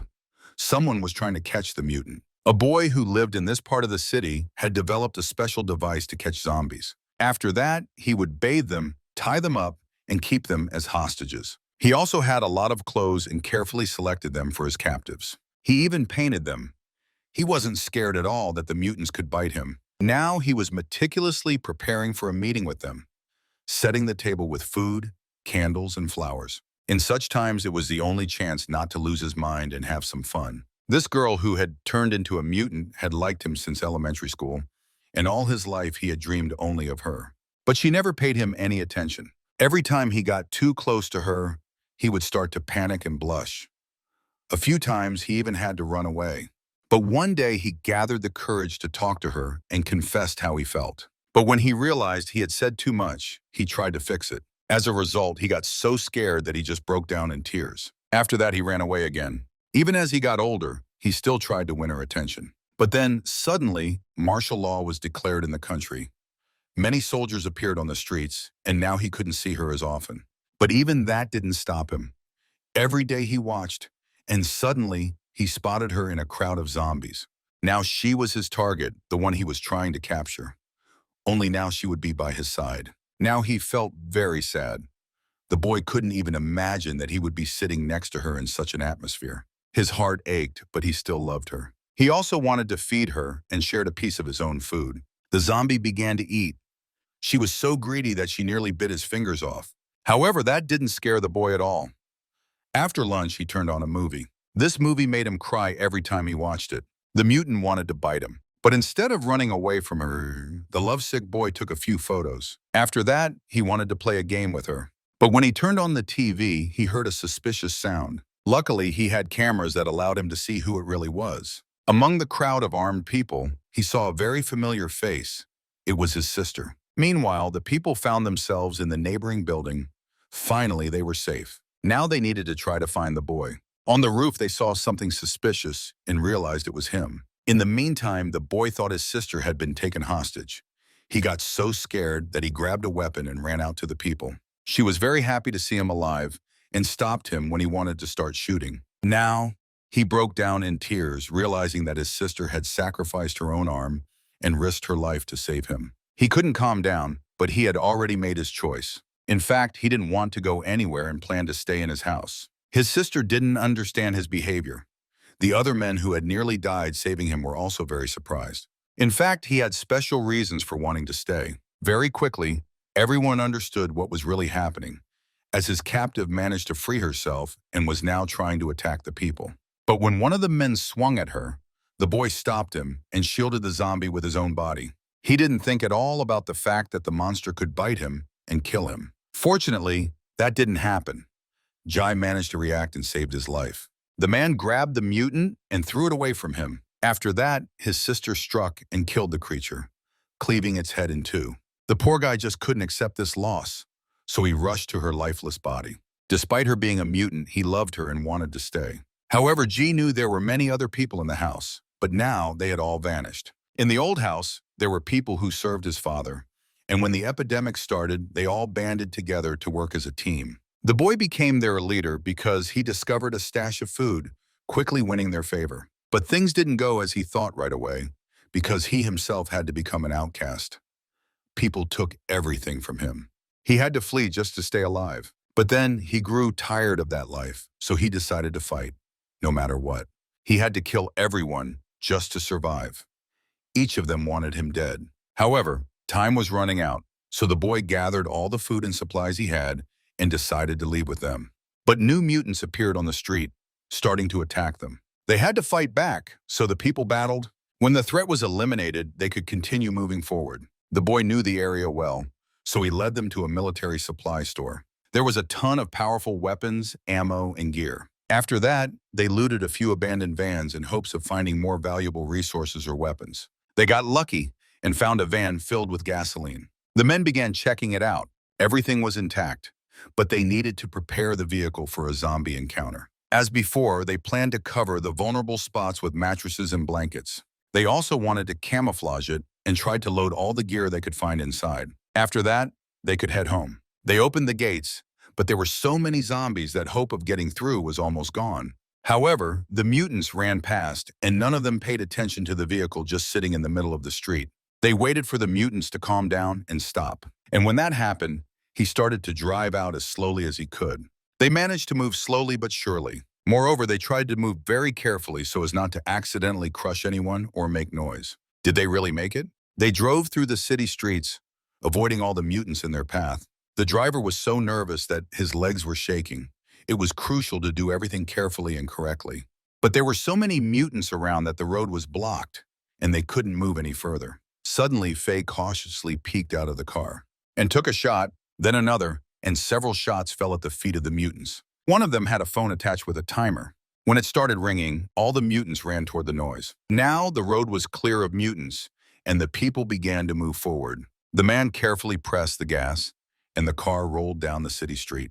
Now he was going to do the same to try to distract the mutants that had gathered and blocked their path. Thus, they slowly but surely drove down the city street, getting closer to salvation. Now the boy confessed why he had really left his father.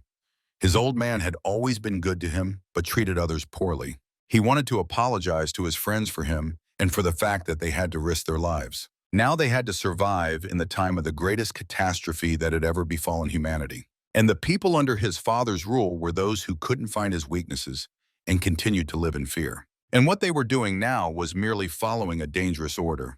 But now they were all in the same boat, and their survival depended solely on working together. Suddenly, the car came to a screeching halt. In fact, he had run over a corpse and it fell to the ground. Now he was so scared that his heart nearly stopped. Immediately, the zombies began to roar and attack the car. Mutants surrounded it from all sides, trying to smash the glass to get inside. With all his might, he pressed the gas to break through, and he started crushing all the mutants in his path.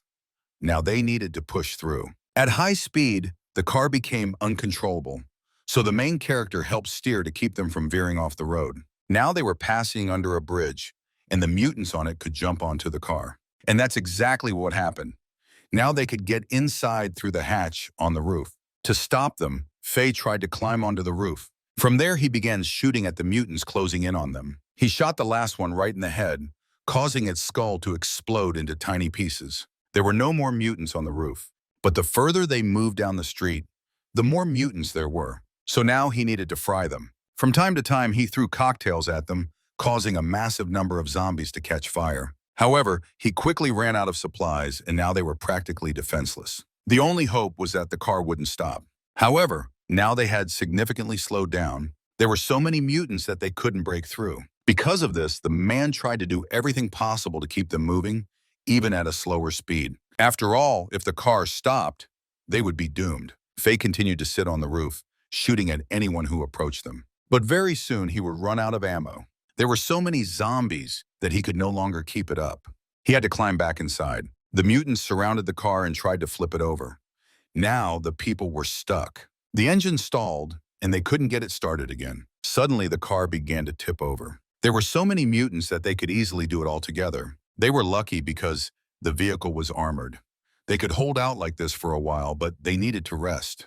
While the others slept, someone had to keep watch, and the rookie wanted to be the first to do it. But no one trusted him, so June was the first to stay on guard. Everyone else was asleep, and now they had to think about how to escape this deadly trap. Meanwhile, everything was calm at the house of his father. None of the people knew if the main character would return alive and save the main son. However, they needed to take care of his family. At that moment, they were being brought food.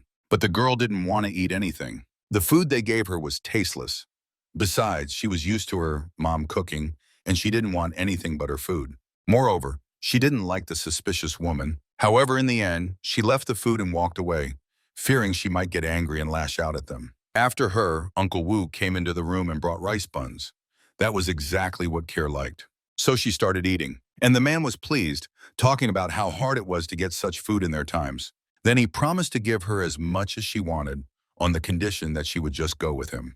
But the woman kicked him out, even smashing a plate over his head. She wouldn't be accepting such gifts from him anymore. Silently, he turned away and began cleaning up the shards of glass. After that, they quietly left their room and walked away. Feng Yun was so scared that she started crying and trembling. All the while, she held a piece of sharp glass in her hand, which had cut her, but she was ready to fight and defend herself if necessary. At night, the man returned. He hoped the women were asleep and wanted to sneak into the room very quietly so as not to wake them. Wu began to approach her bed, but he didn't notice that Feng Yun wasn't there. She wasn't sleeping. She was waiting for him to return. And now she struck and wounded him with the sharp piece of glass right in the chest. His body began to bleed, but she kept hitting him. Wu couldn't handle her, plus he had received many wounds. He begged for mercy, but she didn't stop. Feng Yun kept cutting him, and then he began to scream and call for help. Feng Yun wasn't even going to let him go, so she just covered his mouth and kept hitting him until he died and stopped breathing. Finally, he stopped resisting. The whole room was covered in blood. Feng Yun looked at his dead body and realized that now she would have big problems. But she did it for her own protection. Together with her daughter, they began packing food and all their things. She had been preparing to flee for a long time. She knew that the body of the dead man had already been found, so she tried to leave the house and escape as quickly as possible. But they were already being searched for, and panic began among the workers. She hid, but one of the workers noticed her and found her. After what happened, she was taken to the boss, who tried to make them talk, but the girls remained silent. They also brought in another woman, who instead of feeding them buns, gave the girls slop. As it turned out, she was taking the best food for herself, just like Wu did, because remnants of food were found in his stomach.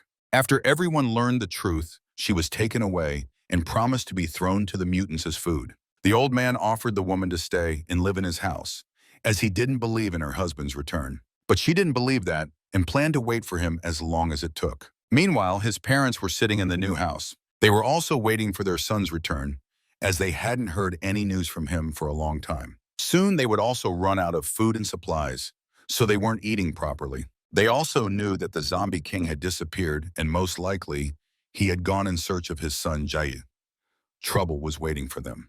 Meanwhile, the people had to sit in the car until dawn. It was very hot inside, but they noticed that there weren't many zombies left outside. But the woman felt very unwell. She couldn't even speak. In fact, she needed to use the bathroom, but she had to hold it in because they couldn't get out of the car. The men offered her a bucket, and they turned away so she could do it properly. Each of them was planning to do the same, as they had been sitting in the car for a long time, and everyone needed to use the bathroom.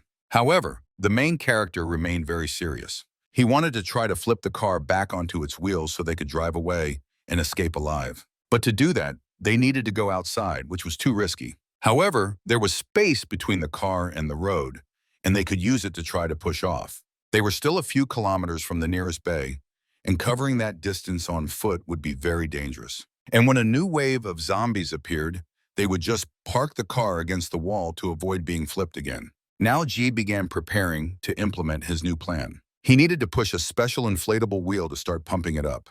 When everything was ready, he began to pump. Surprisingly, everything started going just as he thought it would. The others were thrilled when they realized they had a new hope for salvation. So now everyone took turns helping the hero. Slowly their vehicle began to rise. In addition, they needed to try to rock the car. So on the count of 3, they all ran to the other side of the van, trying to shake it. It started to work, but the first push wasn't enough. However, on another attempt, they succeeded, and now they were on wheels and could keep moving. With all his strength, the man slammed on the brakes. They made a lot of noise, and the zombies couldn't help but notice. While there weren't too many of them yet, the men needed to escape. Suddenly, one of the mutants got a face full of a bag of urine. Before long, their car was surrounded. Now the men had to slow down again. They had to wait for the wave of zombies to die down before moving on. But this time it wasn't as easy as before, because much stronger mutants appeared, armed and trying to smash the windows. With each heavy blow, the windshield started to crack, and now the people were in danger. It turned out these zombies were much smarter than the ones they had seen before. The main character grabbed his weapon and waited. He pushed the barrel through a crack and fired, hitting the strongest of the mutants trying to attack the car. Now they needed to start the car and try to move on. They also had to get rid of the zombies on the roof who posed a threat and could get inside. The guys got to work. They shot at the zombies and tried to break free from the deadly trap. They also tried to rock the car, shifting gears to crush the mutants and knock them off their feet. However, that wasn't enough, and Jai decided to take a desperate step. He left the car and tried to run to distract the undead. It worked as they started chasing him. At the same time, the car could move. To avoid being chased, he had to climb onto a building. He got lucky as one of the apartment windows was open. He took advantage of that and quickly climbed inside. However, he didn't rush as he didn't know what danger awaited him inside. In fact, it was empty, and he let out a sigh of relief. The house was filled with a lot of stuff, so he could use it for his own purposes. He tried to move heavy furniture closer to the window. After that, he smashed the glass and started throwing things out onto the street. This way, he managed to crush a large number of zombies that were blocking the car's path outside. The noise from the falling debris caught the attention of others. So with each throw, he was able to take out even more new mutants. His plan worked, but now he faced another danger. How would he get back and catch up with everyone else? Taking advantage of the situation, the others started hitting the brakes, and the car took off. Jai didn't relax and kept searching. He found some fabric that he wanted to set on fire, so he applied a special wax that could easily ignite. After that, he gathered other flammable materials he could find in the house, and he threw them right into the huge crowd of mutants. Now it was time to light it up, and he did. The massive crowd of mutants ignited, and he was satisfied that he managed to do it. When the people got to a safe distance, they stopped and wanted to try to contact the main character. G started catching up with them, and when he was close, they opened the hatch and let him inside. Now, they began to drive as fast as they could. They needed to reach the shore as quickly as possible because it was the only place that would lead them to safety. There were a lot of zombies outside, and it was hard to drive the car. But they managed to do it, and they found themselves just a few meters from the shore. To get into the water faster, they had to take a risk, so they crashed through the fence. Now their car was in the water. Before it sank completely, they managed to surface and were preparing to switch to the inflatable boat they had been carrying all along. When everything was ready, the people started to paddle. But even now, the monsters were chasing them, moving along the shore without entering the water. Now they managed to get closer to the bridge. There they stopped. The men wanted to wait until nightfall to hide from the zombies. And when it got dark, they could continue paddling. All the zombies waiting on the bridge left, and now they could peacefully float down the river. But when they got closer to the factory, G grabbed his weapon. His friends did the same and surrounded the girl and the man who was protecting her. He wanted them to go home and tell the owner that the job was done. They had no choice, so the guard took her with him and left. Meanwhile, the main character and his friends watched what was happening. Faye also had to return to find her father and tell him to send a few people after them just in case. In the meantime, the woman managed to reach her father's house. However, her brother stayed with the men, and it was him that the man kept a close eye on. He was overjoyed to see that his son was alive and well. Now they were ready for the deal. The old man wanted to start quickly to get his son back and not make him wait so long. So it began, and two people paddled toward the main character. With them was Feng Yun and his daughter. The boy was thrown into the water and forced to swim toward his father. He did, and on the shore he was met by guards who helped him up. Meanwhile, a man approached the main character, informing him that his son was safe. He suggested they start chasing the woman and abandon the deal. But the man refused, fearing he would be killed, knowing Jai was nearby and preparing to shoot. So he ordered everyone to retreat and go home. But when the woman got on the boat, she didn't see her husband there and got very scared. However, her friends supported her and said he would return soon. Meanwhile, the main character started making his way back. Finally, they reunited and could go home. For the first time in a long while, they all gathered together and sat at one table.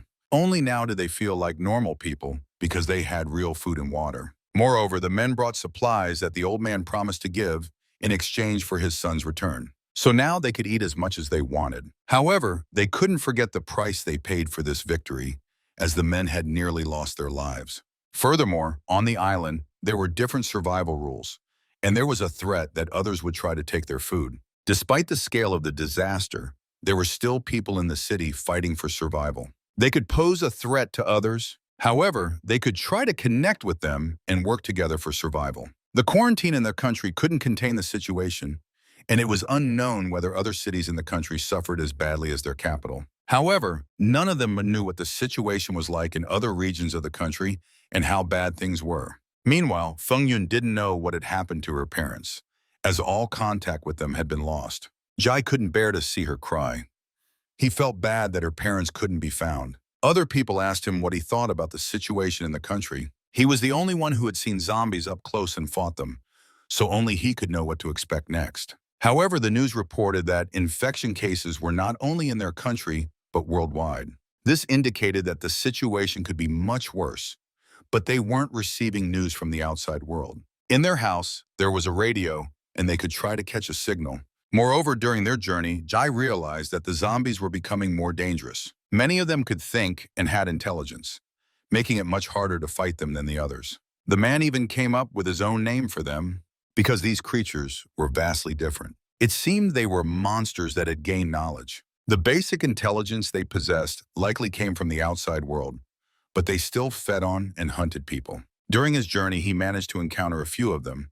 The main zombie had a very high level of intelligence, and it was very difficult to fight against beings like him, because even the mutants could learn, and that seemed almost fantastical. Moreover, they were much stronger than other zombies and had mutated so much that killing them wasn't as easy as the others. People were scared, as it seemed that at this rate, all zombies could evolve and become much stronger. Then, everyone would be in deadly danger. Jai tried to calm them down, as despite how terrifying the zombies were, the people were safe and in a secure place. However, the house needed repairs. Now they were all one family and had to work as a whole. Suddenly, the man managed to find a radio that was broadcasting some kind of Chinese announcement live. The government was asking citizens to take care of themselves and their families during the pandemic, as times were very tough right now. People were urged to look out for one another and, if possible, not to leave safe spaces. The virus was very dangerous, especially since there were dozens of other strains of the same deadly virus that spread through the air and constantly mutated. People needed to try to grow food in their own homes and stock up on enough water. Those who could survive in coastal areas would be able to receive shelter from the government and necessary supplies. People living deeper in the country had to survive on their own and seek supplies by their own means. Then, the announcement talked about knowledge and self-defense skills that might be needed on the streets and in battles against the undead. Not far from them was an island, and the main character had been there several times on vacation with his family. Moreover, there were few people there, and it was truly beautiful. But now they were very far from there, and going there was too dangerous. No one knew if they had the strength to reach the island, where it might be safe. However, the hero believed they needed a backup plan, even though they currently had plenty of food. As before, there were many problems, and sooner or later, food and even water could run out. He was convinced they needed to go, but not now. At that moment, they needed to think about defense and how to protect themselves from attacks by other people. Moreover, getting to the sea was very difficult because they had no transportation. Traveling the road was very hard, as the last trip showed that there were many mutants blocking the car. There was another good idea that he thought might work, as they could try to reach the sea via the river, but they needed a boat for that. They could try to find one on the nearest coast or build one themselves. This idea appealed to everyone, and technically, it should work. Other people listened closely to the broadcast, trying to understand when the virus outbreak occurred. There were many theories about it, and they thought the quarantine was intentionally prolonged to let more people suffer. However, now the signal was gradually improving, and finally they could turn on the radio and listen to it constantly. That evening, work began, and the house was very loud. All the men worked to improve their shelter and make it stronger. But it wasn't easy, as they had to work a lot both day and night. But that didn't scare any of them, and they tried to turn their house into a real fortress. They started building new walls. They also tried to seal all the windows so that no one could get inside through them. Everyone worked very hard and diligently, so in just a few days, everything was ready. Now the windows didn't pose such a big threat to them. Additionally, they began constructing a special metal frame that would serve as reliable protection for their home. Furthermore, with the leftover metal, they built a cage. The men wanted to use it to capture prisoners. But construction continued, and they started building new structures. Everyone did everything they could, and they worked for a common goal. The thirst for survival united them all, so everyone was motivated and did their best. Moreover, the men took care of the plants growing on their roof. There were potatoes and many others they managed to plant. This task was not easy, as the plants needed constant care and watering. One day, while the man was tending to the plants, he heard a strange sound coming from behind him. As it turned out, he was trying to break into their base using a rope. He threw it over from a neighboring building and attempted to climb across the rope to their roof. The unknown man was doing this very poorly, as he quickly gave himself away by making too much noise. He almost made it to their house, but the men were ready to greet him. They armed themselves and said hello before grabbing him. Faye was so furious that he nearly killed him on the spot, but he realized the man could be useful since they could interrogate him. So they took him inside their house and tied him up, trying to gather more information. The man revealed that they caught him while he was trying to sneak onto their territory through the roof. The main character watched him closely, trying to figure out who this stranger really was. She tried to get him to talk, but he remained silent and didn't utter a word. Now the men had no choice but to resort to force and retrieve their weapons, which they did. Finally, he promised to kill him if he didn't spill any information. Moreover, he recognized this kid as someone he had saved in the past. The kid was one of the cannibals who had killed their people before, and he had saved him twice. When Faye realized who this kid was, he started to beat him. Strangely enough, the kid began to laugh, seemingly unafraid at all.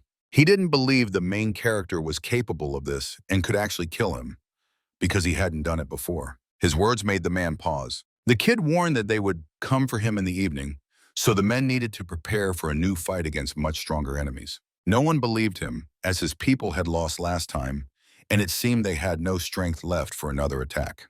But in reality, they were much more numerous than it appeared, and they had firearms and armor. The main character tried to understand him, thinking he was just trying to scare them. However, he knew that the cannibals robbed and killed everyone around, and there was no doubt they planned to do the same to them. The kid could have escaped from them long ago, but he had nowhere to go, so he was stuck and didn't know what to do. Many of the people believed him and thought the kid really wanted to change and become a normal person. G wanted to learn much more about the cannibals and asked the kid to tell everything he knew. Since their leader died, they had been left to their own devices and did whatever they pleased. Their camp was planning real chaos and food was running out. He also shared their tactics for attacking them, which allowed the people to understand everything and prepare. The main character, although he didn't believe his words, decided to play it safe and prepare for battle. That same evening, just as the kid said, everything began. The enemy attack started right at the time he mentioned. As was already known, they used hooks to launch their assault. Everything went according to plan, and it seemed the kid was indeed telling the truth. It was fortunate because it was very visible outside. But time passed, and when the hooks were thrown, no one came, and the enemies didn't appear. Were they deceived? And was the kid just using them again to gain their trust? But the man didn't rush. A lot of time passed, and the people grew tired of waiting for the enemies to show up. They spent all that time on the roof of the house, waiting for an attack, but nothing happened. Hours passed since the hooks appeared on the roof, but still nothing occurred. Just as the men were about to head back inside, everything began, and the enemies started climbing towards them. There were so many of them that it became frightening, and it was unclear how they could possibly defeat them. Now it was clear that a confrontation was unavoidable, and they had to fight. A battle broke out among the men, and they needed to detach the hooks before the enemies reached the roof. That's exactly what they did, causing many enemies to fall to the ground, where they were devoured by zombies. Gunshots rang out as the enemies opened fire on them. But the people managed to prepare for this as well, using metal shields. Additionally, they tried to counterattack. But at that moment, the enemies began using fire, which was a very deadly and effective weapon. The women quickly tried to extinguish the flames so the men wouldn't get burned. The people held a solid defense, waiting for the enemies to come to them. When they tried to do this, they simply shot them in the face. Others were easily killed with cold weapons, smashing their heads in. Because they had prepared well, none of them were injured, and everyone remained alive. Everyone who could hold a weapon tried to fight and do everything possible to win this battle. Even the elderly, who couldn't fight, tried to detach the hooks. The strongest stood at the front, while the weakest supported them from behind. This tactic proved very effective, as the enemies suffered massive losses and couldn't even reach their house. The strongest moved forward, and they were the ones who suffered the most casualties. Suddenly, Faye was injured. He immediately received medical attention while the others covered him. Then the most interesting part of the operation began. While the enemies were preoccupied with the battle and trying to get into the neighboring house, the main character, along with the strongest men, managed to surround them and attack from behind. Now the enemies found themselves in deadly danger. Jai and the others began shooting them in the back, killing everyone in their path.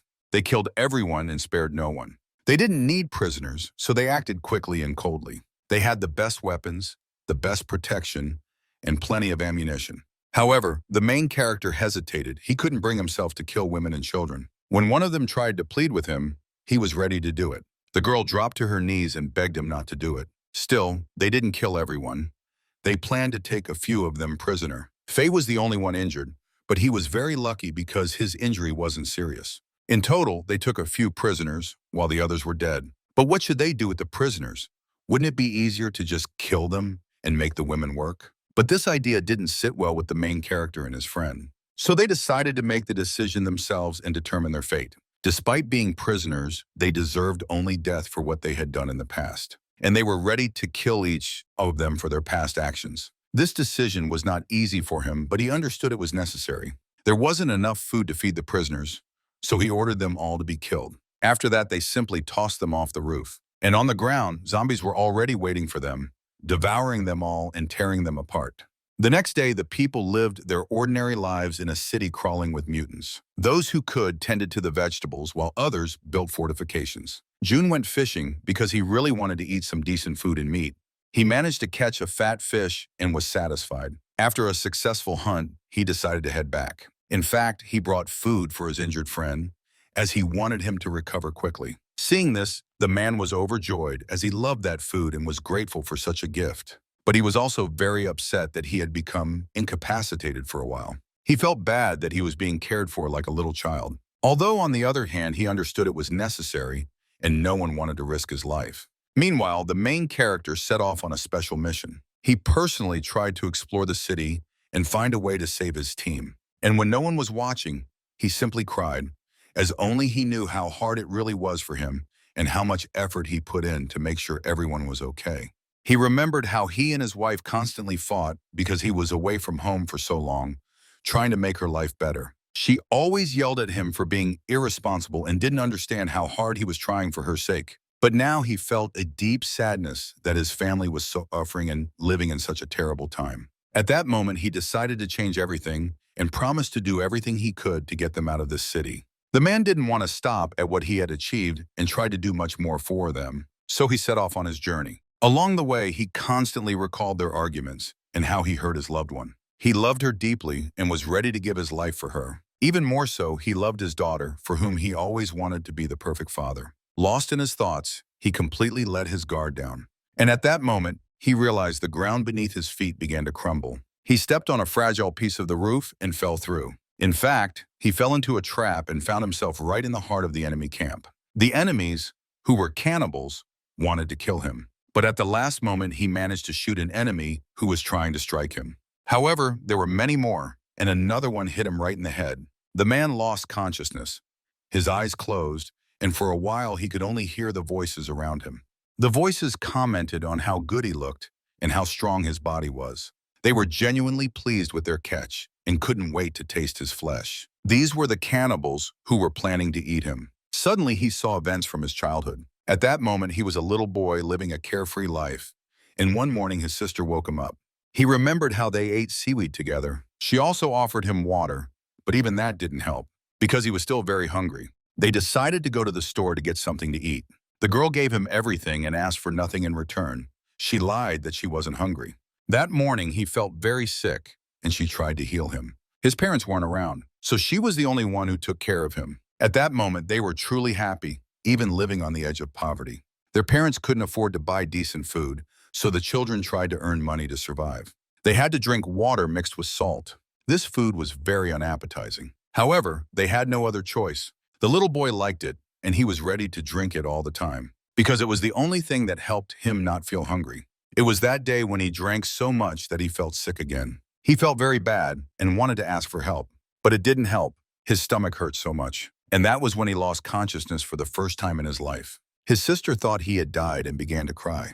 In the future, they were always together, But as his sister grew older, she didn't pay as much attention to him as she used to. He also had an older brother, with whom he didn't have a good relationship. The older brother didn't take him along because he thought he was a bore. However, one day everything changed. Because the boy came home to take the little one with him, he felt sorry for his younger brother, who was always left home alone. Their parents were gone, so he was very lonely and scared. For the first time, he took him along to swim with the other older boys. As it turned out, they were not far from the same island they were now trying to reach. So, to show his younger brother, the older one took him along and started to swim. They had to hold on tight because there was a very strong current, and the little one couldn't swim, risking drowning. Immediately, they began to swim. They quickly found themselves in the middle of an island located on the river outside the city. This island was a true urban legend, so there were many eager to visit it. However, there was one very interesting detail that immediately caught his attention and would stick with him for life.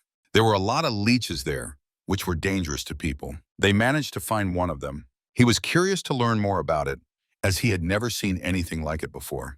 They crawled out to latch onto a person and suck their blood. His sister had grown up, but he still spent a lot of time with her. She took care of him, and it was clear how tired she was. She took him to school and truly managed to replace their mother. He had to work odd jobs and take exams for other people. Their parents had lost their jobs, and they had no money. His older brother worked all year so they could survive and have at least a little money for food. The little one didn't need to worry, as he considered himself grown up enough to help earn money. But one day, something changed. He, along with his family and brother, went to the river and found themselves in a very difficult situation. His family started to drown, but his brother, who jumped in to save them, also found himself in danger and began to sink. Now he had to choose whom to save. He had never faced such a difficult decision in his life. He loved his brother dearly, but even more he loved his wife and child. The man cried. Now he saw again the vision he had experienced many years ago in terrifying nightmares. His loved ones and others who had died were pleading for him to save them. Now they were being taken by zombies, all because of the epidemic. The man hated himself for not being able to turn back time and save his brother and sister. He loved them, as they had replaced his parents. But now he was left alone in a cruel world, and he needed to fight. Jai promised to kill everyone involved in the death of his loved ones and who had caused him harm. Suddenly, he woke up. The dream had been so horrifying that he simply couldn't sleep. Now he realized he was in an unfamiliar city. His hands were tied, and he needed to find a way to escape. In the room with him were many other people who were also prisoners and had been brutally tortured. He tried to get up and approach his neighbor, who wasn't showing any signs of life. He had been so badly mutilated that he had lost his legs and couldn't move on his own. Additionally, his body was being injected with some unknown substances. He was mumbling incoherent words, and it was impossible to understand what he really wanted. Ji leaned over him to try to make sense of his speech. As it turned out, the man was begging for help because his children were waiting for him at home and were hungry. Now he needed to come up with a plan and a way to get out of there alive. The stone walls were too thick, so he wouldn't be able to break through them. But in a dark corner of the room, there was something else, much more horrifying than the sickly invalid. Approaching it, he saw a zombie that began to scream and roar. It was tied up, sitting in a chair, and was constantly trying to free itself. Moreover, it had been there for several days and was very hungry. Its chair was securely bolted to the floor with metal nuts, so it couldn't break free. It seemed that the zombie had once been a person who had fallen into captivity. The creature was gnashing its teeth.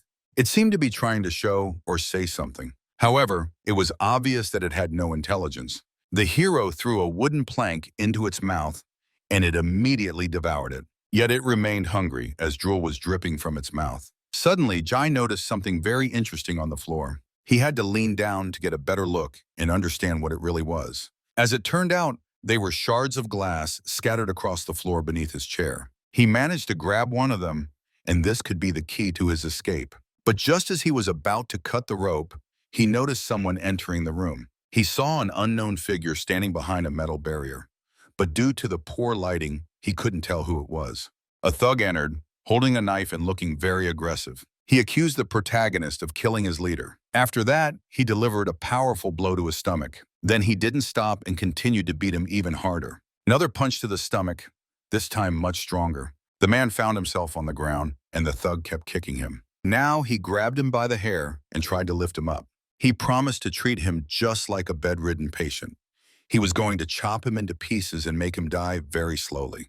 Another blow and he pulled out his hair. But he was going to give the man one chance if he begged properly, wanting the protagonist to tell him his story. In response, Jai just laughed. He wasn't going to give up so easily and was ready to endure and fight until the very end. Another blow so strong that anyone else in his place would have already given up. The thug promised to give him one last chance and began to threaten him. He was going to kill him right there. But the hero was not like everyone else. He didn't even want to listen and knew he wouldn't be killed immediately. The beating continued. Despite the man constantly threatening him, he understood that he couldn't just beat this prisoner. It seemed Jai had seen him before. He began to talk about his wife and other people he had simply eaten, as he was a cannibal. Now the enemy was truly enraged. He grabbed the knife and really wanted to cut his throat, but he was stopped by a large woman who entered his cell. She admired how brave the man was and how fearlessly he stared death in the face. Now he was pondering, realizing that they were about to try to torture him. However, the woman approached the mutant with pieces of human flesh. She tried to feed him, and he ate everything she gave him. Now it was the protagonist's turn, and she was also going to feed him. She referred to all her prisoners as family, and even if one of them turned into a zombie, they still continued to watch over and care for them. But her idea of family was misguided. She also didn't notice how badly the protagonist had been beaten, as his face was covered in bruises and injuries. She tried to calm him down and promised that he wouldn't be killed because there were other plans for him. However, the man had one question. He wanted to know what had made them become cannibals and why they chose this path. But in reality, she didn't see her actions as anything wrong because they were just trying to survive, like everyone else. However, they could simply grow plants and stock up. What really made them start eating people? But they weren't farmers and had never known how to grow plants properly. They allowed themselves to harm other people, kill families, and eat them. In fact, they considered it a true struggle for survival and believed that only the strong had the right to live in such a world. But how would they feel if they were in the place of those people they kidnapped? The enemy replied calmly, saying that in such a situation he would simply accept it. Moreover, he still wanted to kill him because he was very hungry. But his colleague thought that the protagonist wasn't open enough and that more time was needed for him to speak. She tried to convince him and make him talk because she wanted to gather information about the other people living with him. But the man remained silent, so she had to just leave. Suddenly, he stopped her because their conversation wasn't finished. Now he got up and simply grabbed her by the hair. After she was on the ground, he ran toward his enemy and tried to kill him. But he had a knife. With the first strike, he managed to dodge, and the enemy missed. Now they were on the ground and began to fight. At the last moment, when the knife nearly pierced Jai, an old sick man who had been waiting for his time came to the rescue. With all his strength, he bit the thug's hand, the one holding the knife. After that, he jumped onto his neck and tried to throw him off. In the horrific struggle, the enemy began to bite him, managing to bite off a finger from the old man. But he didn't stop and kept biting even more. Now, in the heat of battle, Ji took the knife from him and freed himself. The advantage was on his side, and now he could kill his tormentor with his own weapon. Moreover, he saw that the woman had fallen right onto the monster, and he began to bite her. Now she was infected with a deadly disease and would soon also turn into a mutant. The zombie gnawed at her thick neck. After that, her lifeless body fell at his feet. But suddenly, she began to rise. Now she had become the same kind of mutant as he was and was ready to tear apart anyone in her path. Ji wasn't scared. He was just ready for anything. And he cut off her head. Now all his enemies were dead. He killed the mutant that had tried to attack him. He lifted the poor man who had saved his life, as without the old man, it was unclear how their confrontation would have ended. After that, he tied up the living enemy because he didn't want to kill him. Such a death would be too easy for him. He began to cut into his body with the sharp piece of glass, inflicting incredible pain. After that, he beat him, just like he had done to him. Blow after blow, but Ji didn't stop. And when the thug lost consciousness, he left, leaving him in the cell. Now he found himself in enemy territory and moved cautiously through the building. He heard many voices of other people and tried to reach the roof of the building to attempt an escape. In one of the rooms, he saw a woman who was armed and holding a shotgun. He managed to eavesdrop on their conversation and learned that they were planning to attack other groups of people hiding nearby. So they were trying to find new resources for themselves because they were dwindling day by day. Suddenly, another man came out of the neighboring room, noticing that the people who had gone to the pantry for the prisoners hadn't returned for a long time. He became curious about what had happened and really wanted to check what was going on. But as soon as he said this, the protagonist attacked him. He could no longer hesitate and used his body to shield himself from the bullets. The frightened woman began to shoot, but instead of killing the protagonist, she just shot her partner. When he got closer to her, he did the same and simply took her weapon. Now he had a gun and ammunition for it. He moved through the building, searching every room in his path, and he killed everyone he saw. He didn't need any prisoners. The dead bodies of his enemies lay on the stairs and in other rooms. They tried to escape, but couldn't save themselves. He didn't stop and kept moving, looking for valuable items in the house. Suddenly, he managed to find a barrel that had a lot of water in it. Now he could drink to his heart's content. Moreover, he decided to wash off all the dirt and blood that had covered his body. After he cleaned himself up, he planned to return to his prisoner. The beaten man had already regained his senses and was trying to crawl. But Jai stopped him right at the exit of the cage. He grabbed him by the hair and threw him back. Now that he started pulling his hair out, just like they had done to him. He kept repeating the words about survival of the fittest and was planning to do the same thing to him that he had to endure. The enemy began to cry and begged to be let go and spared because he wanted to live and was trying to change everything. However, the man didn't believe a word he said and had no intention of letting him go. Realizing what fate awaited him, he started to cry, calling himself a coward. Now he had pulled out a knife and was about to kill him. He began to cut him into pieces, initially wanting to do to him what he had done to the poor old man. He wanted to cut off his legs and sell him into the same life. He sliced off a piece of flesh from his legs and was planning to cook it for his enemy. But he didn't want to do that and begged him again to let him go.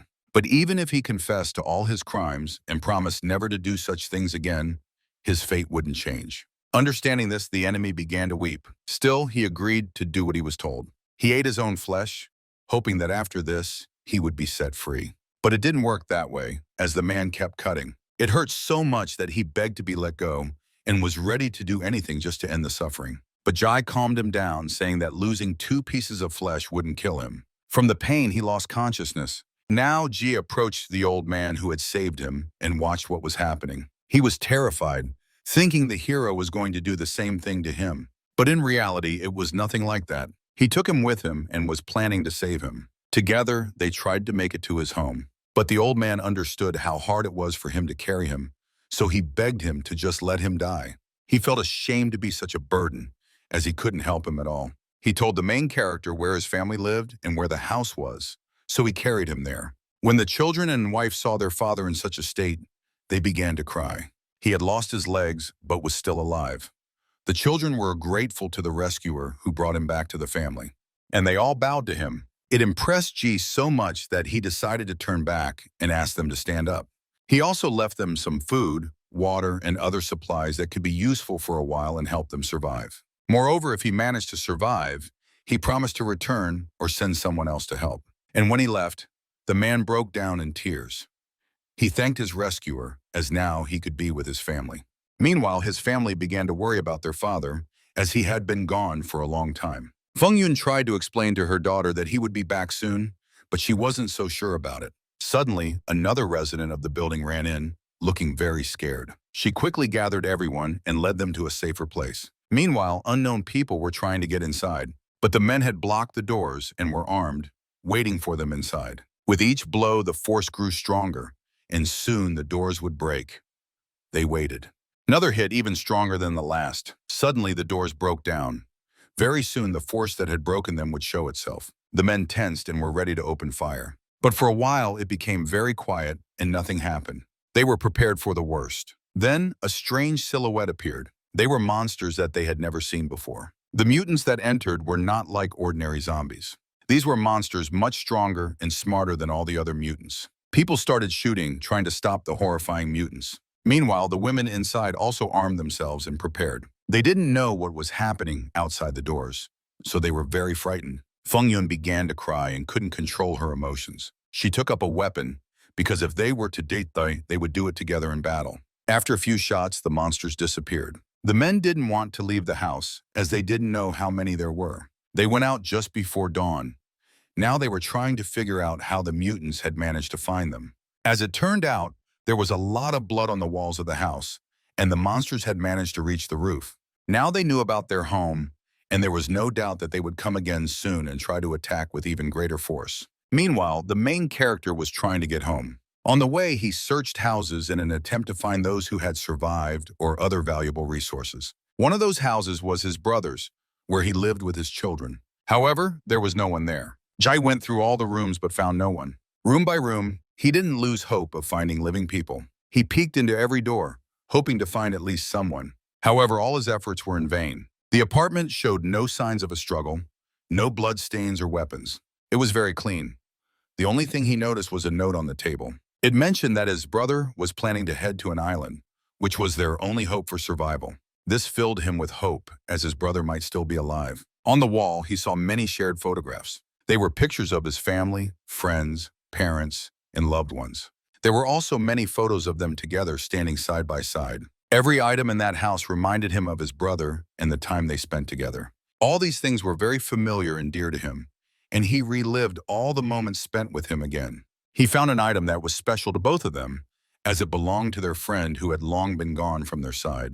The man almost cried, but he couldn't linger in that empty place for too long. Still, he couldn't waste so much time on this, so he just left. The next day, repairs began in their house. Realizing that the mutants would come again, people tried to prepare and replace the damaged doors. Moreover, monsters were constantly watching them, not straying too far, and preparing to attack again. At that moment, they were just looking at them and planning for the worst. The worst part was that now the monsters knew about their home and could prepare. Despite their preparations, there were still many vulnerable spots in the house that needed to be fixed. There was a threat that the mutants would try to get inside through those weak points. One of the men had an idea. They could try to grease the ropes with oil and cut the pipes. Do everything possible to prevent anyone from getting inside. Now everyone had to live in one room for their own safety.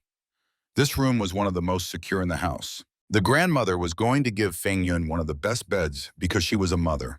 Now all the people united, even though they hadn't known each other before. The disaster brought them all together, and now their survival depended solely on one another. At first, Feng Yun was against her husband's idea of finding other people, but now she regretted that they hadn't done it sooner. After all, if they had stayed in the apartment, they would have been dead long ago. Her words touched the grandmother so much that she almost cried. In fact, everyone was very scared, so the women hugged each other. They supported and comforted one another, and only this way could they overcome the fear and doubts that arose within them. So they sat together until evening, alone in the room. Meanwhile, the men were preparing for a new attack. In the hallway, the guards began to walk around, equipped with radios and weapons. The men checked every spot in the house, trying to anticipate the attack. Security was on every floor. Surveillance of the house was constant. Other men sat by the doors leading to the roof of the house. They warmed themselves with hot drinks. Everyone was on alert. Soon, everything would begin. Even in these tough times, they supported one another and tried not to lose hope. In such a difficult situation, it was necessary for them. Being together, they began to talk for the first time and could learn more about each other. The father didn't know his son's friends at all, but he understood that these guys were very brave and were ready to give their lives for him. As it turned out, the old man knew his parents because they had been friends in the past and spent a lot of time together. Every time Faye woke up, he hoped that the disaster was over and that everyone could return to normal life. In fact, he had a girlfriend whom he loved dearly, but when everything started, he lost contact with her and now didn't know where she was. And then the old man told him that the main character had gone in search of his lost brother and sister. Meanwhile, Jai continued to search. He moved through the dark subway tunnel. It was a safe place because there were many mutants outside, especially at night. He lit his way and followed the call of his heart. The man didn't know what awaited him ahead and what dangers the dark tunnel concealed. However, the call of his heart and the desire to uncover the truth drove him forward. He was doing this not for himself. He had long stopped caring about himself. Suddenly, he saw a huge number of hungry mutants in front of him. But how did all these zombies end up here? Now the monsters noticed him and began to attack. It became clear that he was in great danger, so he had to run. He fled from them as fast as he could. If the monsters came from the other side, he definitely wouldn't have a chance to escape. So he needed to do it faster than them to have a chance to get out alive and return. Suddenly, the man fell. He started rolling, and his gear and supplies began to fall to the ground. He also lost the only source of light he had. His flashlight fell out. He couldn't find it, so now he was in complete darkness. The man had already prepared to die when suddenly he noticed that the monsters began to avoid him and ran toward the flashlight. Then he didn't understand at all how that was possible and why the zombies didn't pay attention to him. G just watched as the monsters tried to find his flashlight and started fighting over it. After that, they simply moved on. Now the man understood everything. He suspected that the zombies couldn't see in the dark. But he wanted to test this, so he hit another flashlight he had. There was a small stone under his feet that he was going to throw at one of the mutants. The man just wanted to test his theory in practice. He had nothing to lose, so he did it. He managed to hit the mutant right in the head, causing it to turn toward him immediately. But it didn't attack.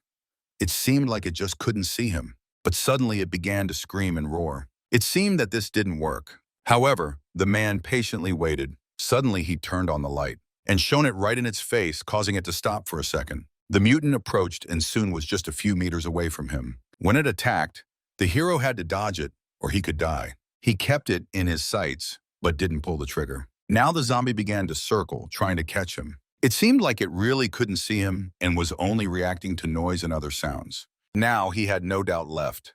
The monsters truly couldn't see in the dark, so if he moved very quietly, he could trick them. He watched the crowd of the undead behind him, but he decided it was safe to move on. Carefully and very quietly, he stepped into the abandoned train. It was just as dark and terrifying inside. There was a lot of blood and dead bodies in the cars. He kept walking without stopping. Out of fear, his legs began to tremble, and he tried to move very slowly and quietly. Suddenly, he spotted a gun on the ground. It belonged to a dead passenger and seemed to be functional. Its owner, a poor tourist, was dead. Moreover, the corpse had a lot of other useful gear that could come in handy. So the hero carefully searched him. Nearby, he found ammo for both the pistol and shotgun. Additionally, there was something else interesting on the corpse that caught his eye. It was a camera, so he carefully started to take it off the dead man's neck. Then he wanted to check out the photos and videos that might be on it. But to avoid drawing attention, he covered himself with a tablecloth. Now he was safe. The camera had a folder full of photos. There were also many videos. He wanted to watch and listen to them all. Only then could he understand what had really happened to its owner and why he was dead now. He also adjusted the flash. He waited and set this camera in a good spot to make the flash really bright. The countdown began and he got ready. He knew there were a lot of monsters in the next car, and before heading there, he needed to make sure it was safe. Suddenly, the flashlight turned on. He started to wait, but nothing happened for a while. Then he slowly began to count, thinking that there was no threat and it was okay to move on. He even started to walk, but stopped when he saw what was really happening. In the neighboring car, there were a ton of zombies that had just started running in his direction. They quickly noticed the source of light, which drew their attention. The hero had to open fire to stop them. He had no other choice. He shot without holding back, wanting to kill anyone who could stop him from finding his family. After everything went very quiet, he began to move on. However, as soon as the flash went off, the mutants reappeared. There were so many of them that he couldn't kill them all fast enough. He had to hide. Luckily, there was space between the seats and the floor where he could stay. The mutants really didn't notice him, so they wandered around the car. Suddenly, the camera flashed again, drawing their attention once more. Using that, Jai started shooting again. The sounds of gunfire and flashes caught the attention of other zombies. One got very close to him, but Jai didn't panic. He just opened fire. Suddenly, he noticed that the zombies had managed to grab the camera and were now holding it in their hands, but it kept taking pictures. The bright light caught the attention of other mutants far away in the subway. They quickly realized what was happening. The light irritated them. He raised the camera above his head as it emitted a bright light that attracted all the other mutants. Taking advantage of this, the guy seized the best opportunities to try to escape. He tried to move quickly, but he knew they were trying to catch up with him. Along the way, he had to shoot back. Suddenly, he managed to get into a new car where it seemed there were no mutants. He heard the camera flash and saw the light approaching him. The mutants had ended up in the same car and were trying to find him. Now they were only trying to orient themselves by sound. The man managed to hide from them, covering himself with the tablecloth. The zombie was so close that he could feel its breath. He also began to count, knowing that soon the camera would take a picture, and when the light appeared, they would definitely see him. But just before the flash was about to go off, he shot and killed the mutant in front of him. After that, he started taking out the others, shooting them down. When he ran out of ammo, he dodged them and started to run. But one of the zombies managed to grab him by the backpack. So the man turned around and shot it right in the face. After that, he used the same tactic to hide from the new approaching mutants, managing to crawl under a seat. It was a very safe spot, so he waited calmly for them to appear. He also had the chance to reload his weapon to prepare for more shots. Luckily, he had plenty of ammo since he had been fortunate enough to find some. However, the camera wouldn't help him anymore, so he planned to use his flashlight instead. He was scared as this operation was very risky. He understood that any mistake could lead to death. When he closed his eyes for a second, he saw a vision of his daughter wanting to play with him and calling him over. The man realized that the lives of his family and loved ones depended solely on him. Now feeling much more confident, he was ready to begin. He turned off the flashlight and threw it far from him. Its bright light immediately attracted the attention of the zombies wandering through the car. But this time they didn't focus on him as much and continued searching for the main character. This gave him the opportunity to open fire. And he did, starting to kill the mutants. He aimed for their heads, making it easy to take them down. He was very surprised at how many zombies were on the train. It meant that a huge tragedy had occurred here, and the people traveling in the cars had found themselves in deadly danger. This time, they would be much stronger and faster. Some even managed to survive after being shot, so he needed to shoot again. One of them got way too close to him. It tried to bite him, but G managed to defend himself with the metal frame of his shotgun. Why were these mutants so agile and strong? Now it was time for the pistol he also carried with him. The first shot hit the mutant right in the face. Then, as he carefully scanned the car for any remaining living zombies, it was all over, and now he could move on in peace. G picked up his flashlight. But as it turned out, that wasn't all, because in front of him in the car, he saw a strange silhouette. Meanwhile, in one of the houses, there were still living people. They couldn't leave their home, so they tried to find food using special equipment. It was a drone which had become an essential tool during the epidemic, because it allowed them to transport heavy items and exchange messages from a distance. The man who had crafted this device learned how to operate it and used it for his own purposes.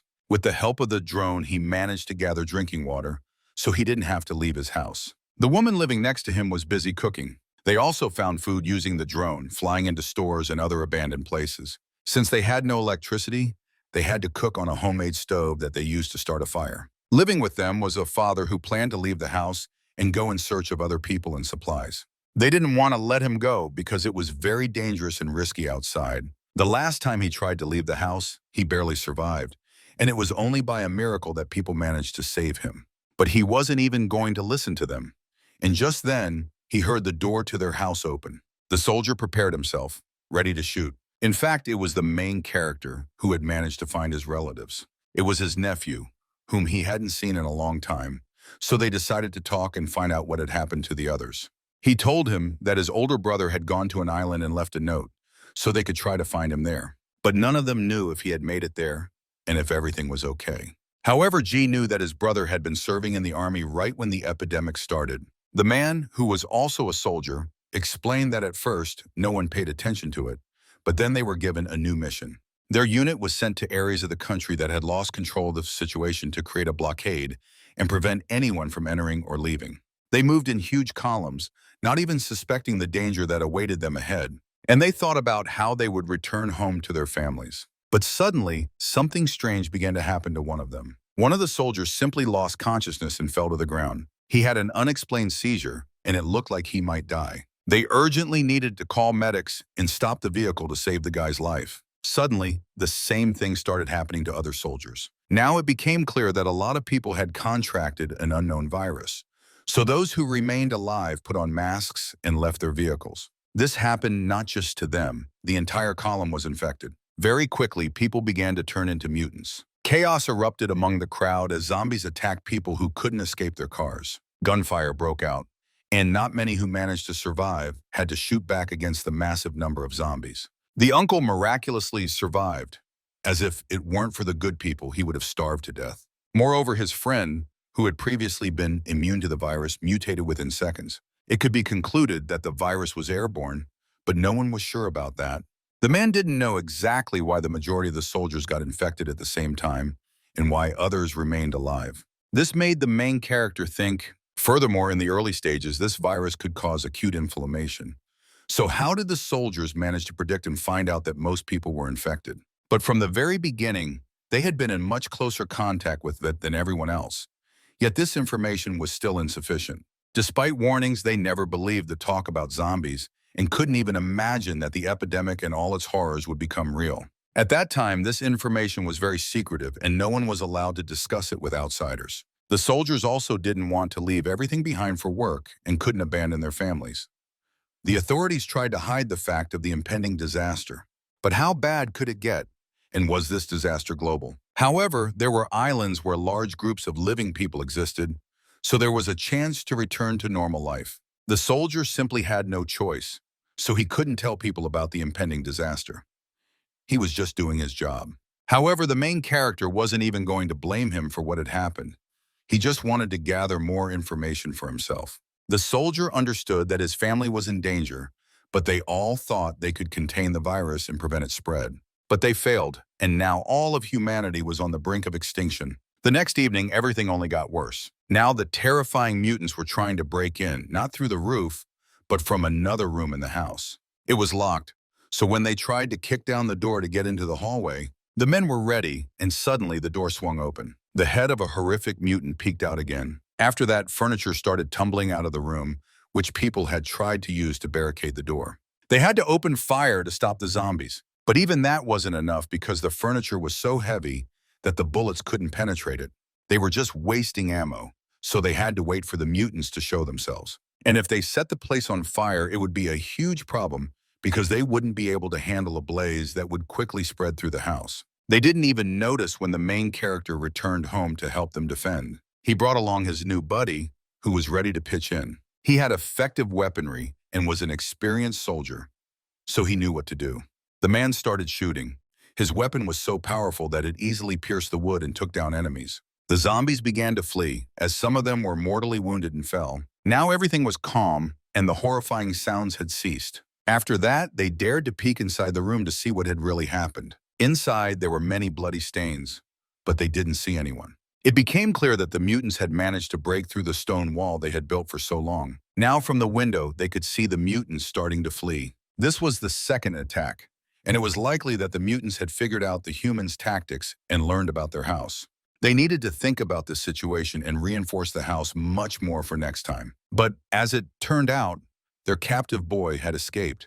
It wasn't surprising, since he was wild and had taken some very valuable food with him. The next day, the people began brainstorming ways to fortify their home. Without the main character, it had been very dull, and now that he was back, it was much more fun and pleasant to spend time together. During his absence, the men had come up with a new plan and wanted to find a way to cheer themselves up. Faye thought he was her character in some game, and it brought him joy. Meanwhile, events shifted to a factory where a special prosthetic was being crafted for the girl. Now she could once again hold a bow and was practicing her aim. They managed to reach the main character's house, and she decided to leave him a message. So she sent an arrow tied to a special note. As it turned out, this arrow was a postal one, and this method had long been practiced among others. The man wanted to read the note as soon as possible to find out what she wanted. It turned out she wanted to talk because she had very important information. The men looked around and saw her in the neighboring house. They immediately recognized her as an old acquaintance. Moreover, they noticed that her hand was back in place and realized that Tanya had made a special prosthetic. Jai wanted to meet her in person to find out what she really wanted. So they headed to the neighboring house to talk. Jai was surprised that the girl had managed to find him, but how did she do it? As it turned out, she had been following him since last night when he traded her brother for his family. But what did her father want? Did he have some special mission for them again? The girl understood that he was hostile. Her father had ordered her to find them because the main character and his friends were talented and capable soldiers. Now, Jai wanted to learn about the group of zombies that had intelligence. He hoped that the opponents might have some information about these creatures and had figured out a way to defeat them. As it turned out, they were also suffering from their attacks because the creatures managed to get close enough to their shelters. Since their factory was exposed, all outdoor work had to be halted. Most likely, these creatures weren't interested in the flesh of ordinary zombies and were hunting exclusively for humans or trying to eat their own kind. But could a person turn into such an intelligent zombie after being infected? However, it turned out that none of their friends had transformed into such mutants after encounters with them. Instead, they became ordinary, mindless monsters. But how did they find out that Jaya's people were suffering from attacks by intelligent creatures? This was classified information, but they hoped for cooperation and were ready to share it if necessary. He became curious about how many of these creatures there were and how long the attacks would continue. As experience showed, only a few of them attacked at once while the others stayed in hiding and waited. As part of the partnership, they were willing to offer 250 kilograms of rations, but Jai wasn't satisfied with that at all. Before making a decision, he needed to talk to the others. So when he returned to his house, they gathered in one room and began discussing the upcoming proposal. The rations were barely enough for a few weeks, but they couldn't keep living in fear, suffering from attacks by intelligent mutants. One soldier who had recently joined them had a different opinion. He didn't know the state of their shelter, but after hearing that their defense was weaker than theirs, they were all in the same boat and could equally suffer from the creatures, so he decided to agree. The other men were trying to make a decision. Because they didn't trust people, they didn't want to put themselves in danger. It seemed that reaching a final decision was very difficult. There were so many different opinions, and no one wanted to die for nothing. On the other hand, the atmosphere was becoming very tense, so they needed to come to a collective decision and try to solve the problem. Jai, being the leader, had to make the final call. In fact, he agreed with the soldier and knew that only together could they defeat the strong enemies, so he wanted to unite with him. The next day, they met with the opponents to discuss the details of their cooperation. Now that everything was settled, they headed to the location where the intelligent creatures were. Nathan had built a real fortress for himself where they were hiding. They usually appeared at night and rarely left their shelters during the day. These creatures were very cunning, and killing them was extremely difficult. If people just attacked, it could end badly. Besides, they could try to burn the place down, but there were too many entrances and exits in their shelter. Jai had a different plan because he analyzed the situation. The hero decided to set an ambush and take them out one by one as they left their hideout. And when only a few mutants were left, then they could attack their base and eliminate the rest. So with nightfall, the people began preparing for the ambush. One desperate soul had to climb a tower from which he could observe their base. He used a thermal imager, so he knew about their presence even when they were inside the building. At midnight, the mutants finally left their hideout and went hunting. He realized that they were very aggressive and wanted to kill anyone in their path. There were only 6 of them, and now he was relaying information about their movements. They walked down the street, heading toward the girl with the bow. So now the people prepared for the ambush and were ready to strike at the most opportune moment.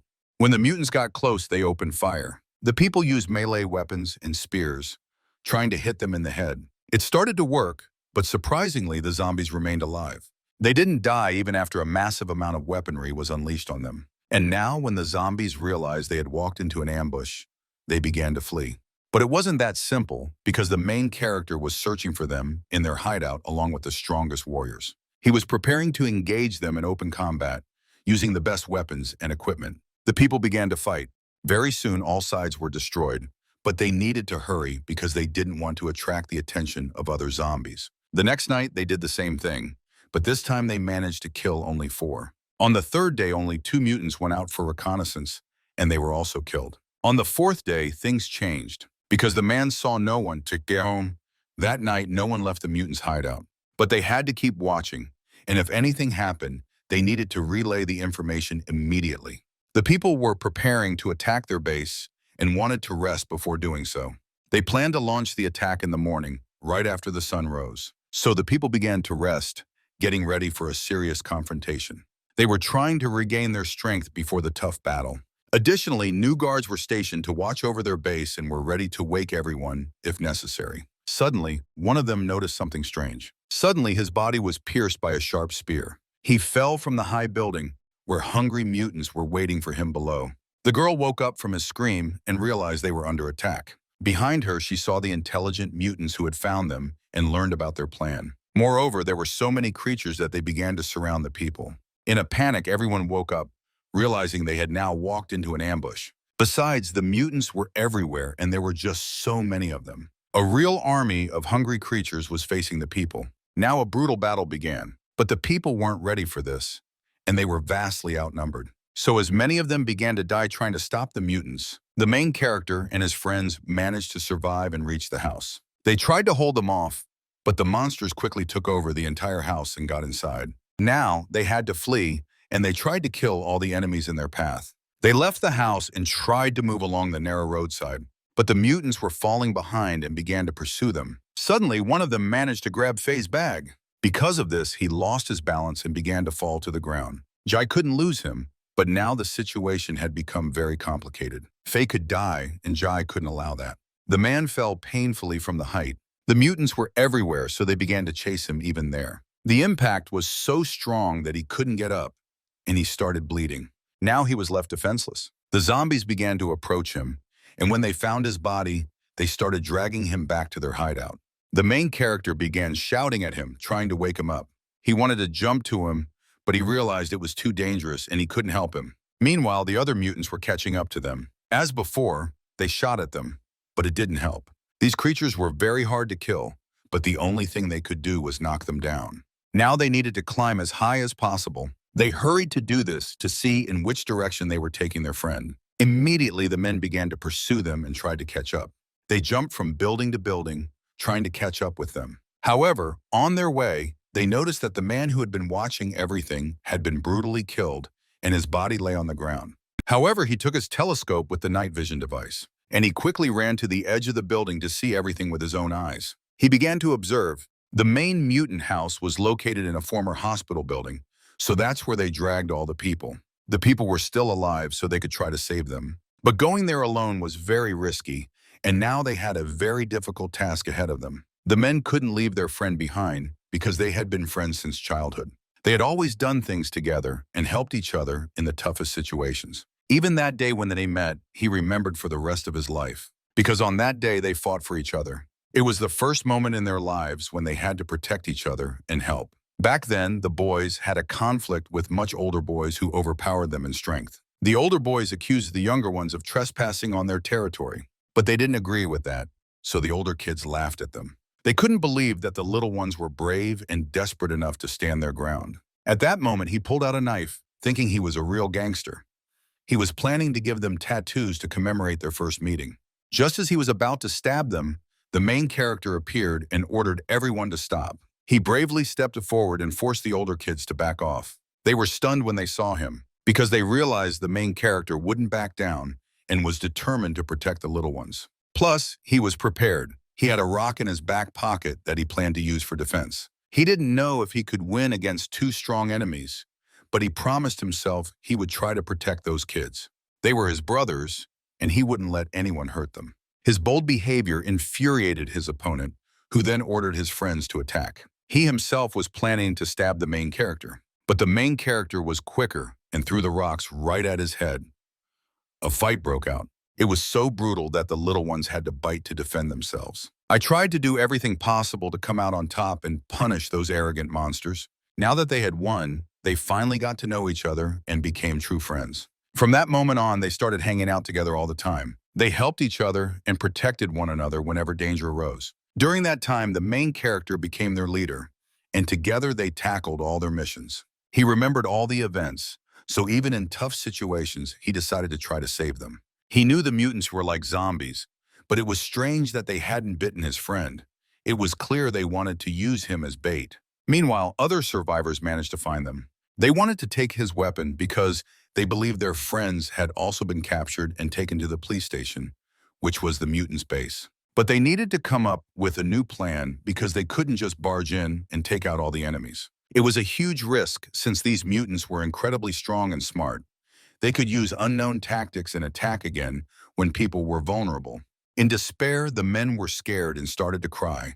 But at that moment, they needed to pull themselves together to save the others. Now he decided to check on his dead friend's body. He noticed that the mutants had learned to use metal weapons, which were very effective. They had a lot of Molotov cocktails that they could use to burn the mutants' hideout to the ground. For convenience, they divided them into separate bottles and could attack right away. After some preparation, the people were ready to battle them. One desperate man tried to attract the mutants' attention, hoping they would come for him and take him captive. He banged on a metal can, trying to draw them in. If they ate him, the mutants would become immortal. His flesh was so fatty that they could go without food for years, making him a valuable prize. They would love it, and with those words, he tried to get their attention. Hearing this, the dangerous mutants left their hideout and started running toward him. Then he relayed the information to the others that the zombies were on the move and leaving their home. He managed to distract them, And now that he had hidden in a building, the other survivors took the opportunity to try to break into the hospital. They used the back entrance and brought all the necessary equipment with them. Additionally, the main character had a thermal imager, so they could navigate the dark hallways and see their enemies. This way, he was able to check several rooms on the first floor. Suddenly, he spotted a hungry mutant charging at him, trying to bite him. One shot to the head, and its life was over. It was just a regular mutant, and they easily took it down. Now they needed to move on. His attention was drawn to a suspicious box inside one of the rooms. With the thermal imager, he saw a red spot inside, which meant someone was there. At a table in the middle of the room was a living person radiating heat, and they knew about it. When they entered the room, they found their friend trying to hide. His body was bruised, and he hadn't expected to see his friends come to rescue him. In fact, he had managed to escape, and now he was trying to hide in the dark from the mutants searching for him. But he knew where the others were, so the men ordered him to quickly lead them to that place. The terrified guard didn't want to do it and refused to put himself in danger again. He decided to stay under the table and wait for dawn. But his friends promised to kill him and his family if he didn't take them to the others. He had no choice, so he obeyed their command and went. Ahead lay a long path through the dark corridors of the hospital. The men searched every room and listened for every rustle. They tried to move very quietly and slowly, searching room by room. But ahead, they only saw a massive number of corpses of other people who had been unfortunate enough to become hostages of the horrific monsters. Some had been lying there so long that they had rotted and turned into skeletons. It was terrifying, but none of them wanted to stop. They were determined to save their friends at any cost. Suddenly, one of them slipped on a bloodstain on the floor. As he fell, he knocked into several corpses scattered around the room. In the darkness, he found a huge number of skulls. The entire wall of the building was covered in skulls. None of them expected to see such a sight. It was hard to imagine how many people had suffered at the hands of the monsters. Nevertheless, they continued to move forward. Again, they noticed heat emanating from one of the rooms. The men had no idea that terrifying mutants had been watching them the whole time. This was their main leader, a leader marked by special clothing. The mutants had discovered the presence of people inside, and after that, he simply vanished. In fact, no one noticed him, and they calmly continued moving through the building, ascending to the next floor. There were many living captives in one room. They managed to find them, so they needed to try to cut them free as quickly as possible. Among the captives, he found his friend, who was still unconscious. Most of them were seriously injured, so they couldn't take everyone. Some people couldn't get up on their own and begged to be saved. But they had to choose only those who weren't too badly hurt and could move on their own. If they tried to save them all, they would perish, as they simply wouldn't make it in time. Also among the crowd, they found Sion, whom they couldn't leave behind and tried to rescue. Meanwhile, a huge number of aggressive mutants found them and were ready to eat them. They began to break through and entered the room where the defenseless people were. Gunfire erupted. The main character and his friend tried to hold them off while the others fled. However, there were so many mutants that they couldn't handle them alone. They had to retreat, and the guys tried to do it as quickly as possible. People started to run. Meanwhile, the gunfire continued to take down the mutants that were closing in on them. One man held Sion, and the other injured people they couldn't leave behind. The strongest among them fought off the attackers, giving the others a chance to escape. Now they found themselves in a real trap. They were surrounded on all sides by terrifying mutants that were not easy to kill. Luckily, they managed to get into a room with very strong doors. They tried to close them, but there were so many mutants that they couldn't hold out for long. Also, inside the room was an oxygen tank. Thanks to it, they managed to seal the opening through which the mutants could get inside. Ahead was a special chamber where people could hide. It was a safe place with a special medical device designed for oxygen. Inside was gasoline that needed to be poured on the floor. They left part of their gear so it could be set on fire. After that, the main character ordered them to open all the oxygen tanks. So the people obeyed him and did everything as he instructed. The oxygen and gasoline mixed together, creating an explosive mixture. They used the empty tanks to barricade the doors. When everything was ready, they shut the doors and started to flee. After that, the man grabbed a radio. He turned it off and was about to throw it on the floor. When everything was set and the people entered the special room, he left it on the floor. Together with the others, they began to run to get inside before the explosion went off. The last one running was the guard, but he didn't stop and ran with all the strength he had left. Still, they all made it inside the room that the mutants couldn't break into. The mutants that were outside tried to break into the room, but nothing worked for them. To hold them off, the men had to brace the doors with all their might. The zombies tried to overturn a huge tank, but they couldn't do it because it was securely anchored to the ground. The main character ordered them to pass him the radio, but June didn't have it. It seemed that what they feared the most had happened. So the main character asked another guard to pass him his radio.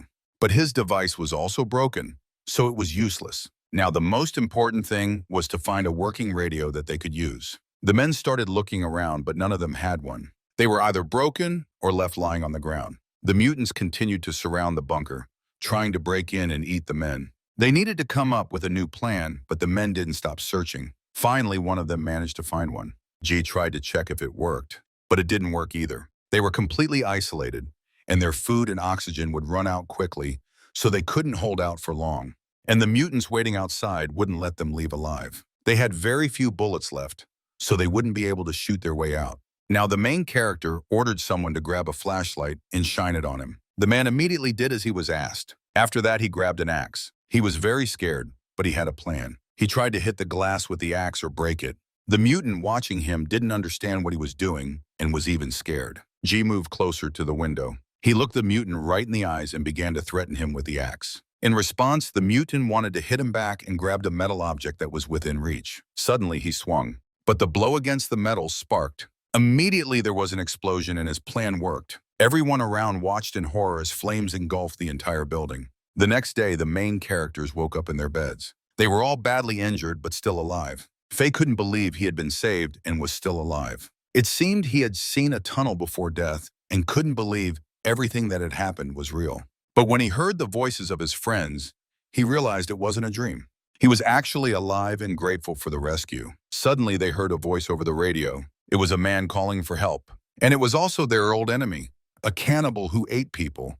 So it was really strange to hear him alive. The main character responded and gave his name. As it turned out, he had managed to find a boat and wanted to share the news with others. This boy, who had escaped from them, found a boat and wanted to show it to the people. So they decided to let him inside to see what he was talking about.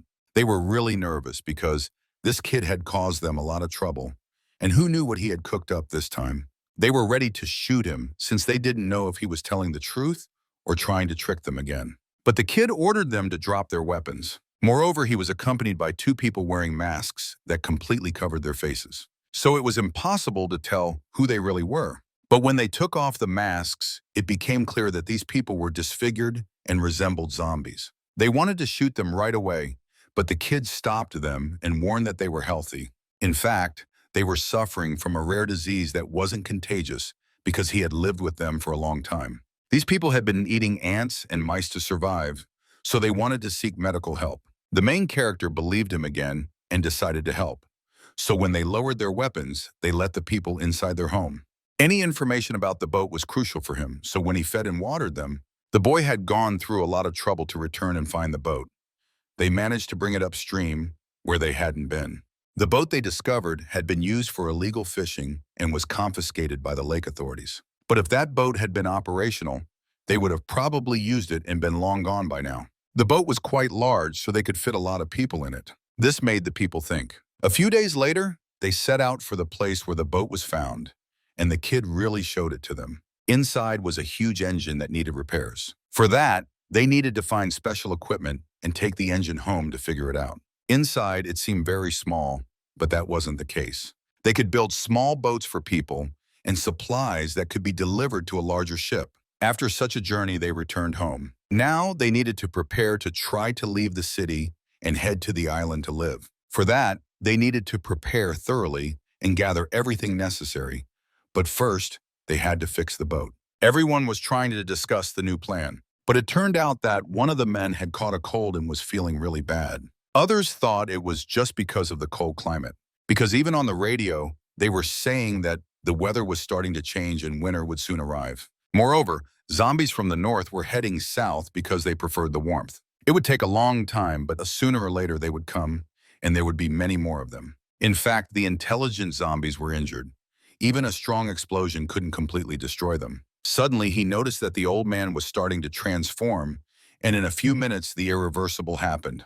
He turned into a zombie and began attacking people. He lunged at his father. However, Jai managed to save him and knocked out the infected one. His body fell to the ground, but the mutant, even after a strong blow, remained alive.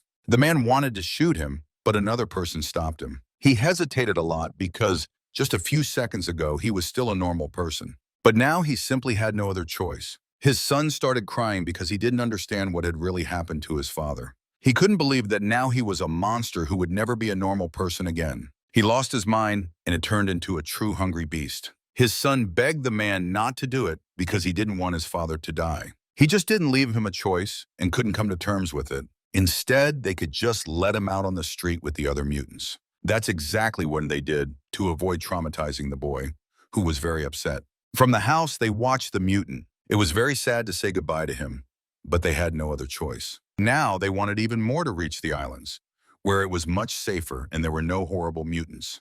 None of the people wanted to turn into a zombie and become one because that was terrifying. They used to think only about survival, but none of them wanted to spend their lives within the walls of that house.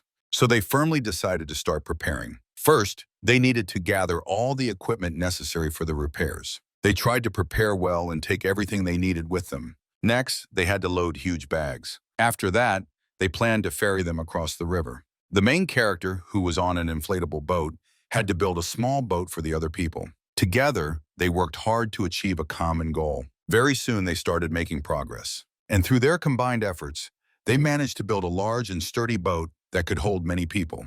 The construction continued until evening. Then they gathered for dinner and thanked each other for their hard work, along with the little boy and the two sick people. Everything was ready, so now when they were about to leave their home, the closer that moment came, the more they started to miss it.